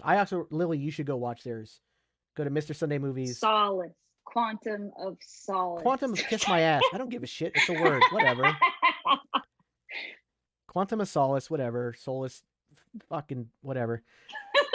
My issue with Bond movies, and this even happened during the Pierce Brosnan era, but this goes all the way back to Sean Connery and Robert, Timothy Dalton and Roger Moore and all of them. They're never original in the sense that they always steal from what's going on. So, like, with the Daniel Craig films... How they make... Wait. Okay, go ahead. The Daniel Craig films, they lean extremely heavily on the Bourne Identity films. And they take a lot out of that, including... And when I say steal, I don't mean they're influenced by them. I mean they will blatantly copy scenes from the film. And here's the thing. I was too young for the Bourne Identity. Yeah. I've seen them one time when I was really young. I don't remember anything from them. That being said, I can definitely see how they would take stuff from those movies. But the way I view Bond films is that they are taking stuff from the old Bond movies, rather than it's not like they're being a copycat for the action movie industry. That's what everyone does. That's how you make money. Well, in a way. But like I said, I recommend go watch the Pierce Brosnan videos for Mr. Sunday Movies, and then go watch they break it down very well. That each time a movie came out, they would steal the style of whatever the latest movie was, but they do it so blatantly. Whereas, like, it's almost like they touch on this actually with the Matrix movies too, where everybody suddenly wanted to be like the Matrix. Once the Matrix came out, everything was pausing in midair. But in those cases, it was almost done like a parody. Whereas what James Bond is doing is trying to take it and make it like, this is us. But in reality, every James Bond film, especially the modern ones, when it goes from Pierce Brosnan and on, when you got to the modern age, they're just almost blatant ripoffs of other films. And all right, that's I can understand that perspective. And so, like, for me, it was like when I just, because I hadn't seen it when it came out, I just was like, and the first thing I hear is, oh, it's just a ripoff of the Bourne movies. And then I see some scenes from it. I'm like, yep, his fighting style has completely changed now from the style it was with Pierce. Like, it changed, like, the way Sean Connery fought bad guys to how, Roger Moore, Timothy Dalton. Hold on, but we're also talking about how action in cinema has changed over time. Yeah, no, I was getting there. So I'm saying, like, the way, like, so the way, Sean Connery fought villains was very much the over-exaggerated chop that blatantly missed the guy, but the guy somehow fell. Like, it was very, like, action was very different back then. Pierce Brosnan was a good blend of more accurate action mixed with the over-the-top karate chop, because he did do that twice. Like Famke Jensen's character, he gives her the karate chop to knock her out. There's stuff like that, but Look, I'm just saying, And like, all of a sudden, all the movies Go ahead. switch. The Daniel Craig's movies switch to, even when you got to Pierce Brosnan in the Bond movies. I did not expect to start a second podcast, but let's go. When you got to the Pierce Brosnan movies, obviously the time had changed and it was reinvented, and you're gonna modernize Bond because you're bringing Bond into the 90s at the Okay. time. There were other Bonds, but okay. Yeah, but no, so I mean, like, every time it changes, you're modernizing it for the time. Yeah. So you have to change his fighting style to be a slightly more fitting with what's going on in the world and what's going on in action films.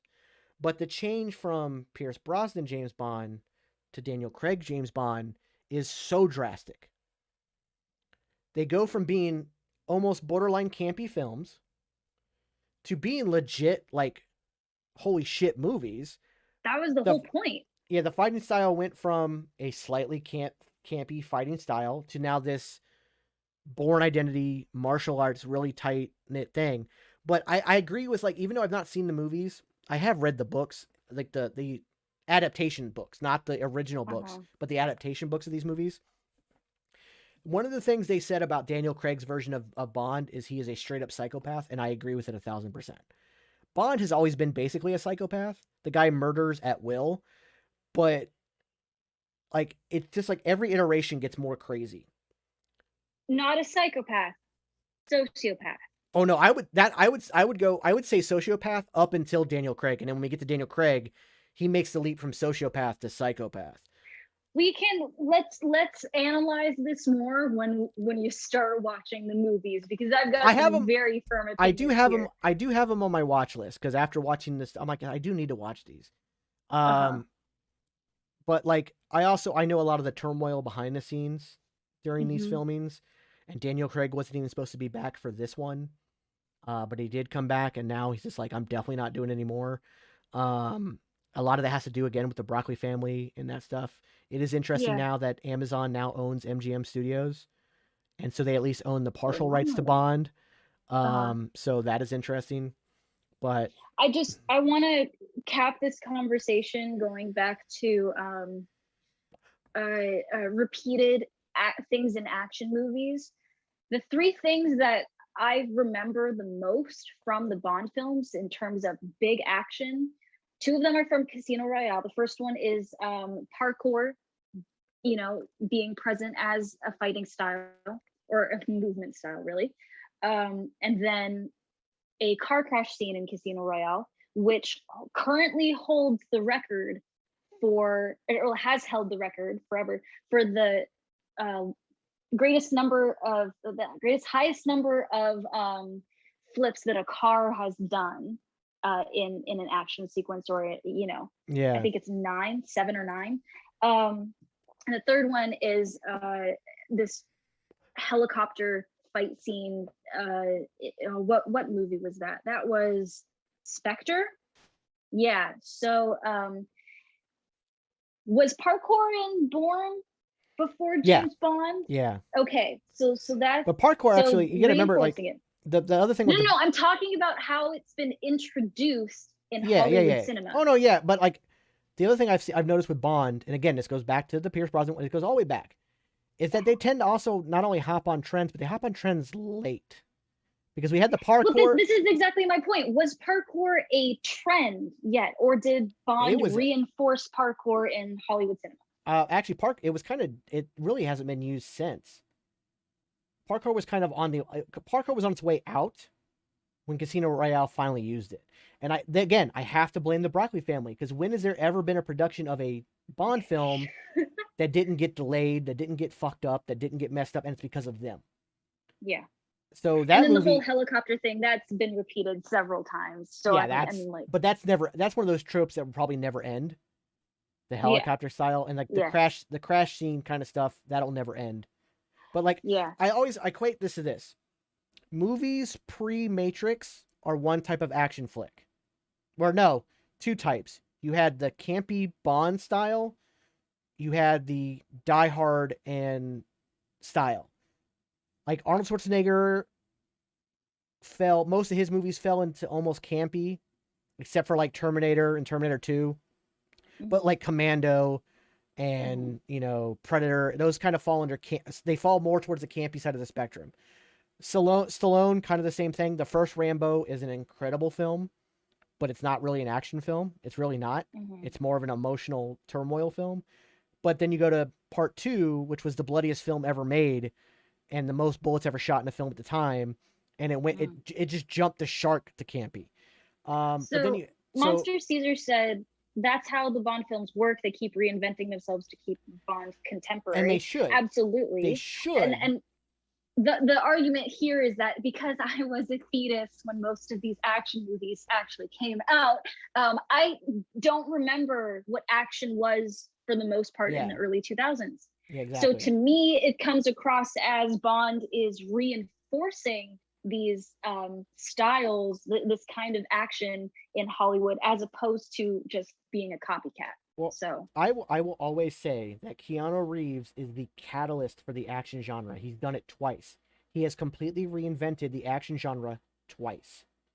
He reinvented it with The Matrix, because after The Matrix, action genre changed completely. Then, when John Wick came out, it completely changed again. Did you just say that John Wick was shit? Did you just say that John Wick was shit? Yes. I'm gonna get so much hate in the comments right now, and I'll take it. And hold on. Let me defend myself though. There's no defending that. I cannot stand the lack of plot. I get that's the whole point, but I cannot stand it. And what lack of plot? There is a huge... What lack of plot? Okay. Tell me the whole arc of John Wick beyond revenge for someone killing his dog. Don't respond to that. No, I absolutely will. Though, I will. Go ahead.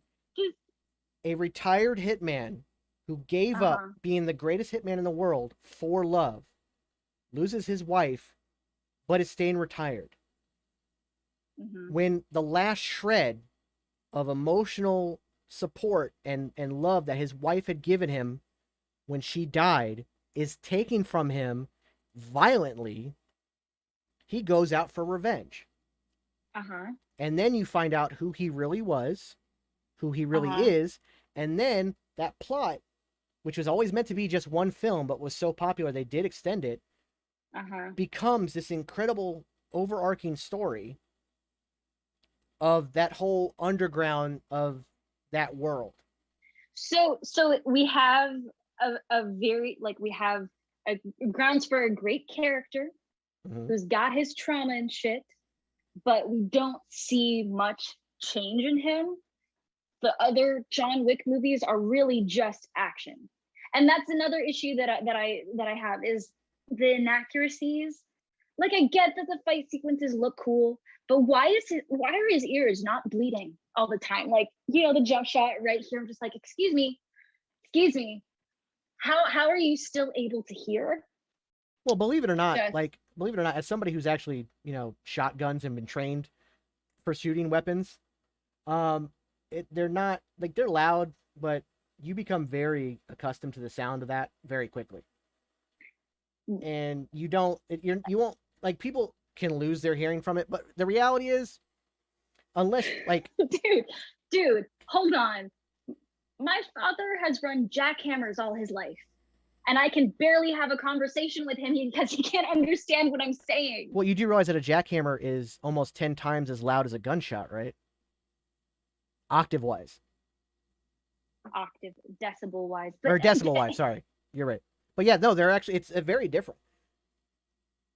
Yeah, I'm serious. We used to shoot, like, we were supposed to wear earplugs when we went shooting, and most of us didn't because they were just completely uncomfortable. I shot without earplugs all the time. Now, they do tell you for safety, and then the new regulations that you're supposed to wear here. That's why when you go to a gun range, they have you put on things. But that's also because it's in a shell. But no, go watch the behind the scenes of that film. It is some of the most accurate gunfighting you're ever going to see. And what they call gun fu. It's this great thing. I love it. It's absolutely amazing. All I'm saying is that I understand why guys like it. Like, guys who... Well, you do know that it's Denise's favorite movie franchise. Of course, it's Denise's favorite movie franchise. What I'm saying is it's full of spectacle. I don't find it to be particularly interesting. I love those films, and I think there's a heavy plot, and I can't wait for part 4. It's gonna be amazing. It doesn't have to be like plots don't have to be so deep and convoluted. Like that was the problem with the Matrix movies. You had this. No, I'm not saying it has to be deep. You have a fantastic character, but it's just a revenge story. It's just a revenge story. But what's wrong with a revenge story? I just don't like. I prefer other revenge stories. I don't find it to be particularly interesting.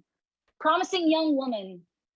Yes, Monster. The gun fu title was stolen from. They talk about that in the behind the scenes, that they called it gun fu because of the movie Equilibrium with Christian Bale. That's literally where they got it from. Anywho, have you seen all 3 of the John Wicks? No. So you don't even know what you're talking about. I've seen the first 2, and I barely remember them. The third one, I would say, actually has the most plot, and that's what they're building up for part 4.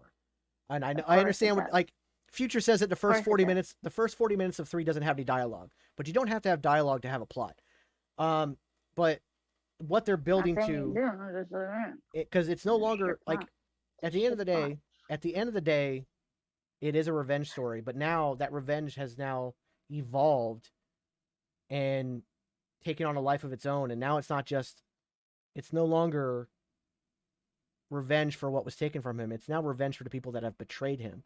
And it's now that instead of it being just one person he was going after who was protected by all these other people, now it's the entire underground going after him. And now he has to set up all the other people that were also wronged by the underground. It's going to be this whole thing. I'm really looking forward to part 4. It's going to be great. Dyson Dishes. The thing about the Matrix and playing the game and like keeping up, the same thing is done with what's the shit? Drop the headphone. The movie with Leonardo DiCaprio that did it pause the stream for God damn it, hold on. I was paused because I'm like, you say Leonardo DiCaprio like he's only made one movie. The guy's made a million of them. The one why I'm so angry at myself that I can't remember movie names right now. Inception. There we go. Same thing with Inception. You have to play the game.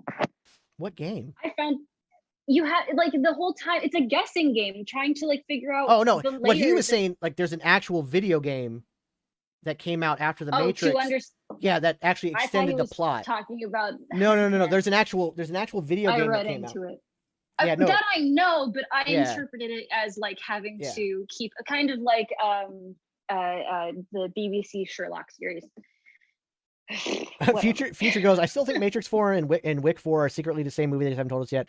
No, they are not the same movie, and I can tell you that because they're still shooting Wick 4 right now, and Matrix 4 is about to come out, and it's been done for quite a while. The Matrix 4, I think, is going to be actually a reboot of sorts, because this official synopsis came out, and they basically ignore part 2 and 3. They say that it is a direct the actual official synopsis from Warner Brothers calls it a direct sequel to the first film. So I think they're ignoring what they did in that, which is going to be slightly confusing because upon rewatch, like those movies were not good, but when you watch them again, you're like, oh, they're actually not bad. I understand where they're going with this because I was 17 and 18 when the first one came out. You shut your mouth, don't talk. You fetus. When the first one came out in 99, hush. I was 17 when it first came out, and then they came out with 2 of them in the same year. 2 and 3 came out the same year. They were rushed. It's very obvious they were rushed. But when you really break down the plot, it's actually not as bad as people make it out to be, and that's because it was too quick after the first film, and it was too rushed. That's all. But they're not bad. But I do find it interesting that this 4th film, which looks really good, but very different. It looks very different. And the leading theory right now is that Thomas Anderson, who is Neo, who is Keanu Reeves' character, thinks that his time in the Matrix was a dream. He writes it into a movie and makes a movie that ends up being The Matrix, the first one. But as it turns out, it wasn't a dream. It ends up being reality. That's why you actually see like these weird bleed-in scenes from the first movie. Future says Lily the ageist. I am not ageist, okay? He said I kidding. am not. He said kidding. No, but that's... No, I find regardless of your lack of love for John Wick, I still love you. So please know that. Thanks, love you too, man. It might take me some time to actually speak to you again. But no. So the person who hasn't seen any of the new James Bond films, come on, man. Well, just because I haven't seen the new ones doesn't mean I don't love James Bond. I just haven't got around to see him. That's all. How long has it been? Anywho. Do I need to list off? Do I need to list off a whole list of movies that you have not seen that you should have seen by now? In your 22 years of existence? No. Because that list is long. And you know it is. Hey, 18 of those years, I wasn't able to decide which movies I was allowed to watch. So I do have to say, I have a lot of catching up to do. I do have to say that, and I think if Dyson Dishes is who I think you are, and I do think you are, he can relate to this. My parents were very open with what we were allowed to watch. So I watched R-rated movies at a very young age. I thought that the first R-rated film that I watched was Episode 3 of Star Wars. But it's not R-rated. No. I just thought it was when I was a kid because that's the kind of parents I had. Quick thought. Have you seen the movie Guns Akimbo with Daniel Radcliffe? No, I haven't. I want to, but it's been on my list for a while, but I hadn't. The reason why I haven't, that I keep pushing it off, is because it's just a little too gory for me, and I'm like, yeah, it's aggressive, but it's great. But it's a movie that really doesn't have a plot, but it's still really good. Because it's meant to be. There's sometimes when you go into a movie that you don't need to have this giant existential plot. Yeah. Based off of the trailer, go ahead. I do think that Guns Akimbo is now on Amazon Prime, which means we could do a watch party for it. Yeah, I'll think about it. But so that one, I love Daniel Radcliffe and anything he does. Oh, absolutely. Did you ever see Swiss Army Man? No, that's another one. Yeah, that one I recommend first, just because that one movie is out there. That movie is out there. It is weird, but oh my God, he's fantastic in it, and he was great in Now You See Me Too. Yeah, as the bad guy in that. I thought that was fascinating. I just love Daniel Radcliffe. I've always been a big fan. Of course, the Harry Potter films. Yeah. I mean, that goes without saying. I just found out recently that he and I have the same favorite Harry Potter film, which is the 5th one. So I was very happy to know that. That made me feel really good as a person, which also tells you how sad my life is. No, he's just he's a good dude, and I think I just love. I think part of the reason I love John Wick is one. I think it did revolutionize the action genre. It brought a new way of looking at action, but also I just love Keanu Reeves. I think Keanu Reeves is a national treasure, and I think that we should do everything on our planet to protect that man at all costs. It also amazes me that man is in his 50s and looks the way he does. Like, the dude looks younger than me. He's amazing. He looks like he's in his 50s. And no, he does not. Yeah, he does. That dude does not look easily in his 50s. He looks younger than me. me. With the shaggy hair and the beard. And I think he looks he's getting tired. He's getting a little tired. Ageist.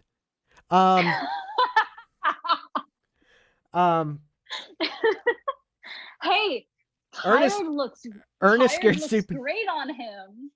Ernest Scared Stupid is one of the scariest movies of all time, and it's meant to be a kids comedy, and it really does have some of the scariest scenes in it. That movie, holy crap!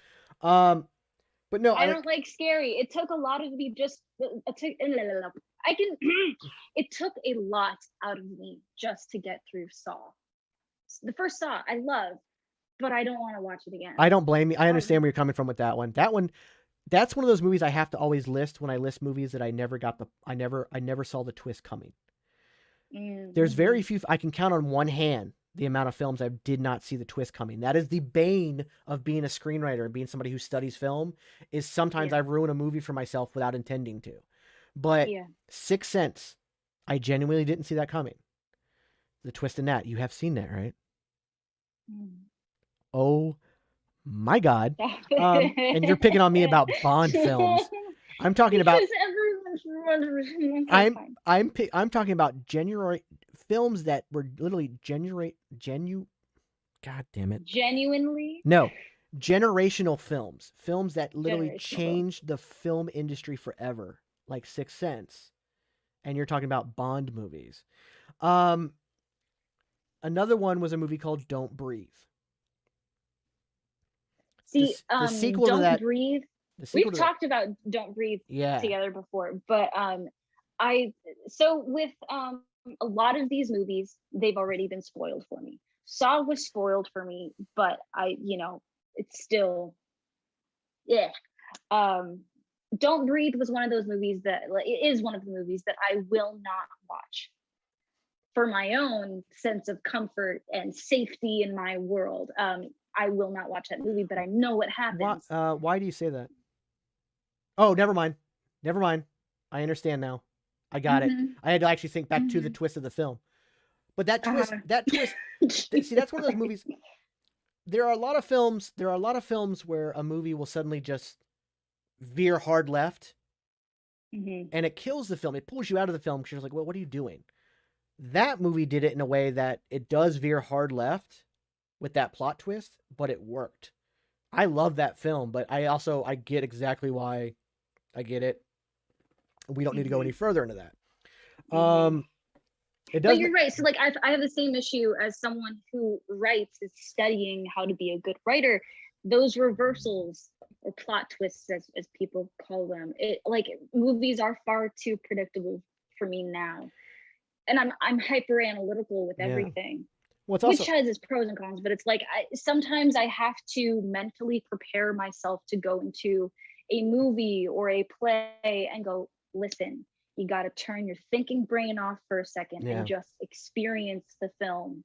Just be present and enjoy it if you can. So I'm very fortunate that even when I do analyze a film, I can still sit there and enjoy it as escapism. So I'm fortunate in that sense that my analytical doesn't necessarily ruin a film for me. Even if it does, even if I see the twist coming, it's like I love going to haunted houses, but I know where everybody's going to jump out from. Yeah. But it doesn't ruin it. See, the other thing with that, when I do try my best and do my best at enjoying a film, everyone else says that they hated it, that the movie sucked, and I'm like, what? I thought it was fine. Well, it's like when Justice League first came out in theaters, the first version of Justice League, it wasn't that bad. I mean, people call it the worst film ever made, and I have issues with it, of course, but it's not. I still had fun while I was there, that kind of thing. Batman versus Superman was really the first, really the first movie that I came out of going, fuck that. I actually liked that one, but again, I can totally see the issues with it, and I think part of that is the extended version, what is called the Ultimate Edition, with the 30 extra minutes of footage, which does make it very long, but it makes so much more sense as a film. Still not a great film. I mean, that whole doomsday part is bullshit, but well, I mean, it was just, I understand this with Batman, but it was a little too dark for me. And for context, my father and I love DC comics and DC characters. It's absolutely those are the superheroes that brought him and I together. It brought us closer as a family. With my sister as well. We love Wonder Woman, Superman. And when I watched Batman versus Superman, I was watching it with my dad. We both were expecting something much different, a bit more fun, lighthearted, but no, it's super dark. And then both of them have a mother named Martha. We both looked at each other with that, look. I understand.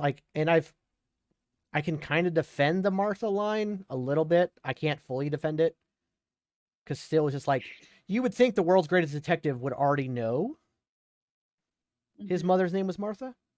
You would think, but whatever. And yeah, I don't have an issue with Batman killing, but it was definitely a much darker version of Batman than we've ever seen before.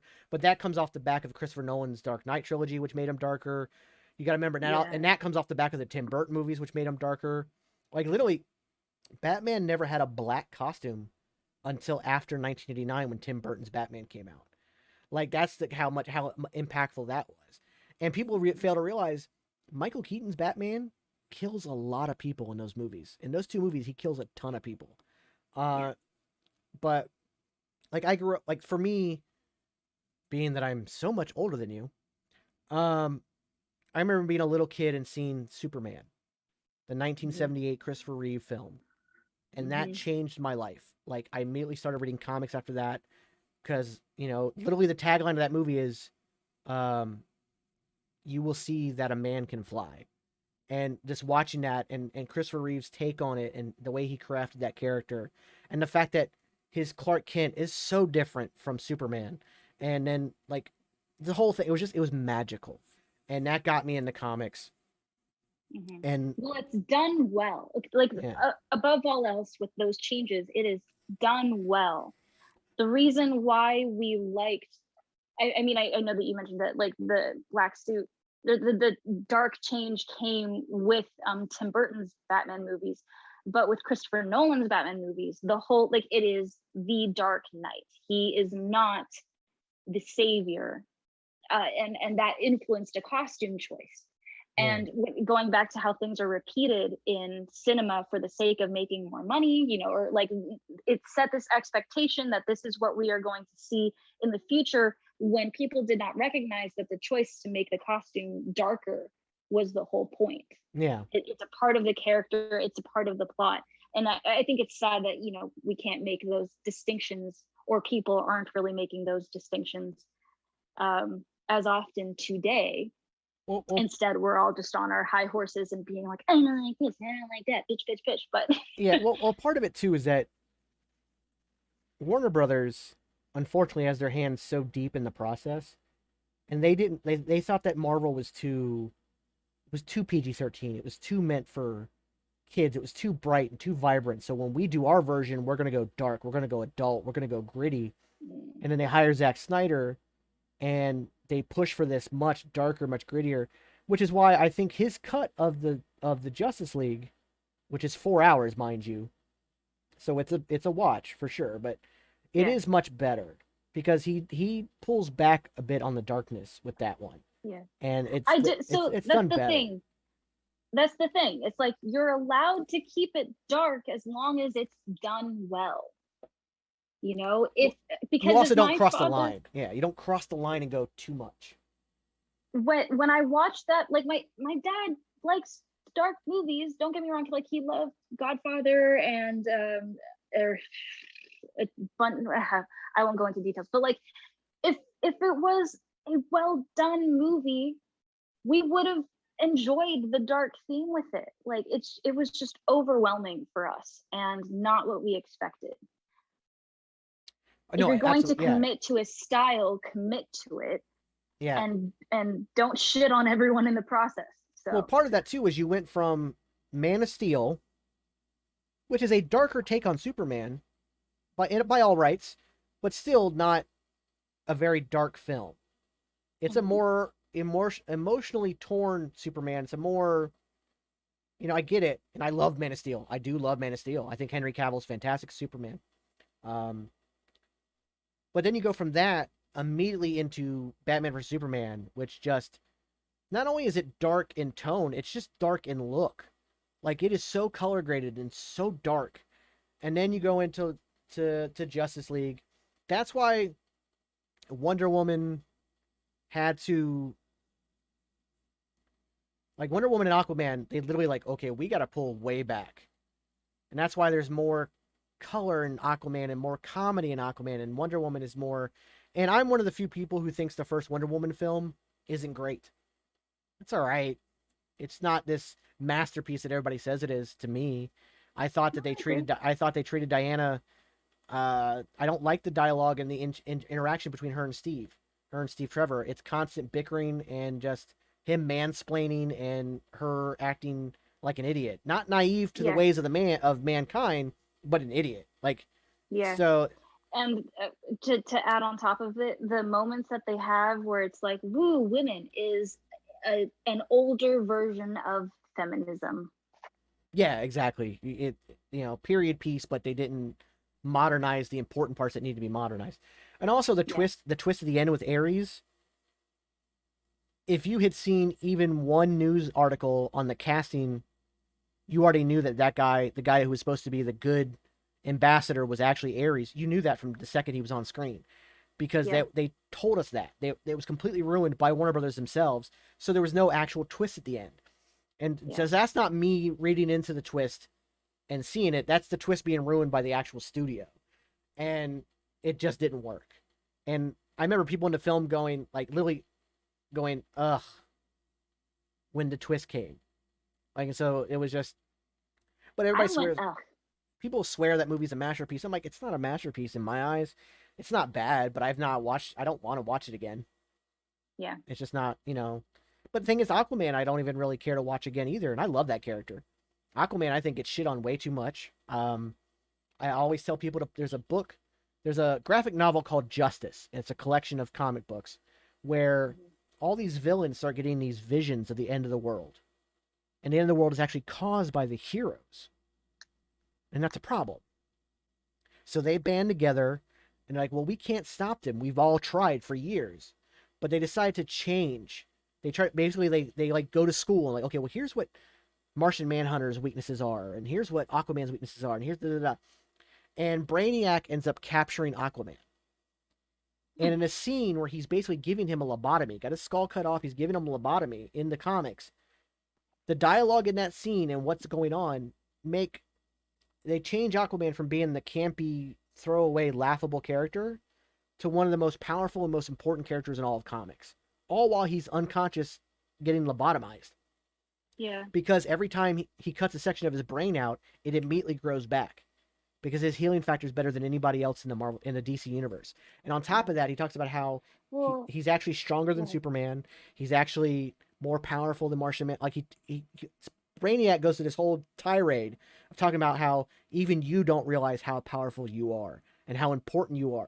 So that I think was great. So I love that. We're going a little overtime. Yeah, we are way overtime. I think what I'll actually do is I'll split this up into 2 podcasts. Nice. So I think first half will be what if and the quiz. Second half will be this, which will go out on Friday on YouTube. I think that's how I'll do it. The Aquaman version that I am most familiar with is from the Justice League Unlimited series. Aquaman does not have fantastic regenerative powers in that series. In fact, that's a part of who, like, it's who he becomes, how he becomes, or the words. There is an attempt to kill his son. Yes, I know exactly what you're talking about. Yeah. And he is chained to this cliff side that is slowly traveling down towards molten lava in the ocean. To save himself and his child, he has to cut off his own hand and replaces it with is there a particular name to this? It's like a trident, but it's not. It's like a it's a harpoon of kinds. But I can actually explain that. Badass. I can actually explain that. When Brainiac is talking, and I don't know why he's talking to him because he's unconscious, but he's talking to him as if he's conscious.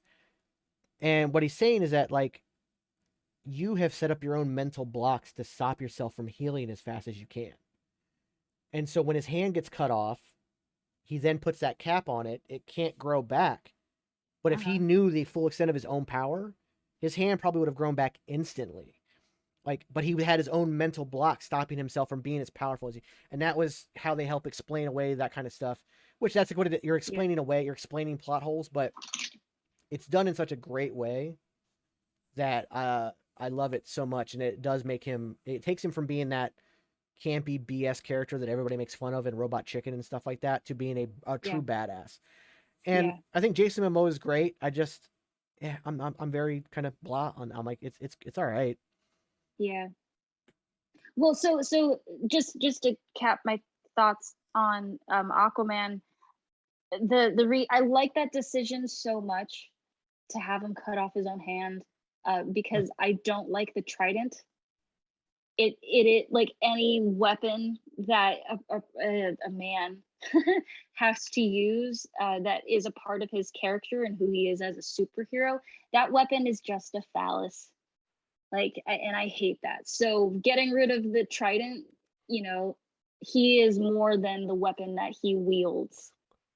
Well, that was kind of part of the point. I want to say it was John Byrne who was writing that comic series at the time, because that was a big run in the 90s when Aquaman, they were trying to make him, because it was the sales were tanking because everybody thought he was a joke. So they were trying to bring him into the mainstream. And so they did that. It was part of making him a badass, was like, cutting the hand off, but him, for the reason he did it. That's all straight out of the comics. And it's kind of like Thor's hammer in Thor Ragnarok, where you realize that Thor's hammer is not the source of his power. The power is actually within him. It was the same with the trident. Yes, the trident is the Greek mythological weapon of Poseidon, and it is a very powerful magical entity. But the real power comes from Aquaman himself, and because you mentioned Thor.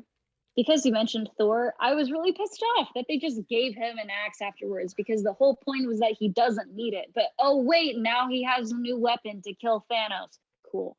Well, I got where that was coming from, because his first attempt with Thanos on the ship, even with his power like it was, and we just saw the Hulk get his ass absolutely beat. And here's a guy, not only a mad titan who probably could take down an Asgardian without Infinity Stones, now had multiple Infinity Stones. So I can understand needing a Thanos killing weapon at that point. That makes sense to me, and it is cool to see Stormbreaker. I wish we got the real Stormbreaker, which was with Better Ray Bill. Better Ray Bill, who might still show up. We don't know. The next Thor movie is going to be amazing. We've got Russell Crowe as Zeus. They're bringing in the Greek gods, which means Hercules should be there. And Hercules is actually a bisexual character. He actually dated Wolverine in an alternate universe for a long time. Yeah, so that was pretty badass. I do think we're gonna see a lot coming up. So we got a lot of stuff coming up. We've also got a Monster Caesar said, "Get a lightsaber, boys." Yeah, yes. That's true too. Your giant light up battery powered phallic symbol. Just make sure it's charged. Hey, I was shooting videos with it, so it's got a 4-hour charge. What you do on your time, you can shoot. I'm going to take this opportunity to just say again that at Level Up Lightsabers, they're now taking pre-orders for Ahsoka and Revan sabers. Please, please, please use the link in my bio on TikTok or Instagram. Guaranteed delivery before Halloween if you have an Ahsoka or a Revan cosplay that you would like to do this year. And that's awesome. We have a big gap coming up. So when What If goes off, it's October 6th is the last episode. Hawkeye doesn't start until November 24th. Well, so we've got a big gap. There are other things. First off, you need to watch Shang-Chi. Yes. We've got Venom, Let There Be Carnage coming out October 1st. We have Star Wars Visions. All of the episodes have been released today. You bet your ass that I'm going to binge watch it. So that's cool. I'm so behind. I'm not even through Mandalorian season 2. Dude. I'm so behind on that stuff because I'm doing so much other stuff. We've got so much other stuff coming up. We got Eternals coming up in November as well.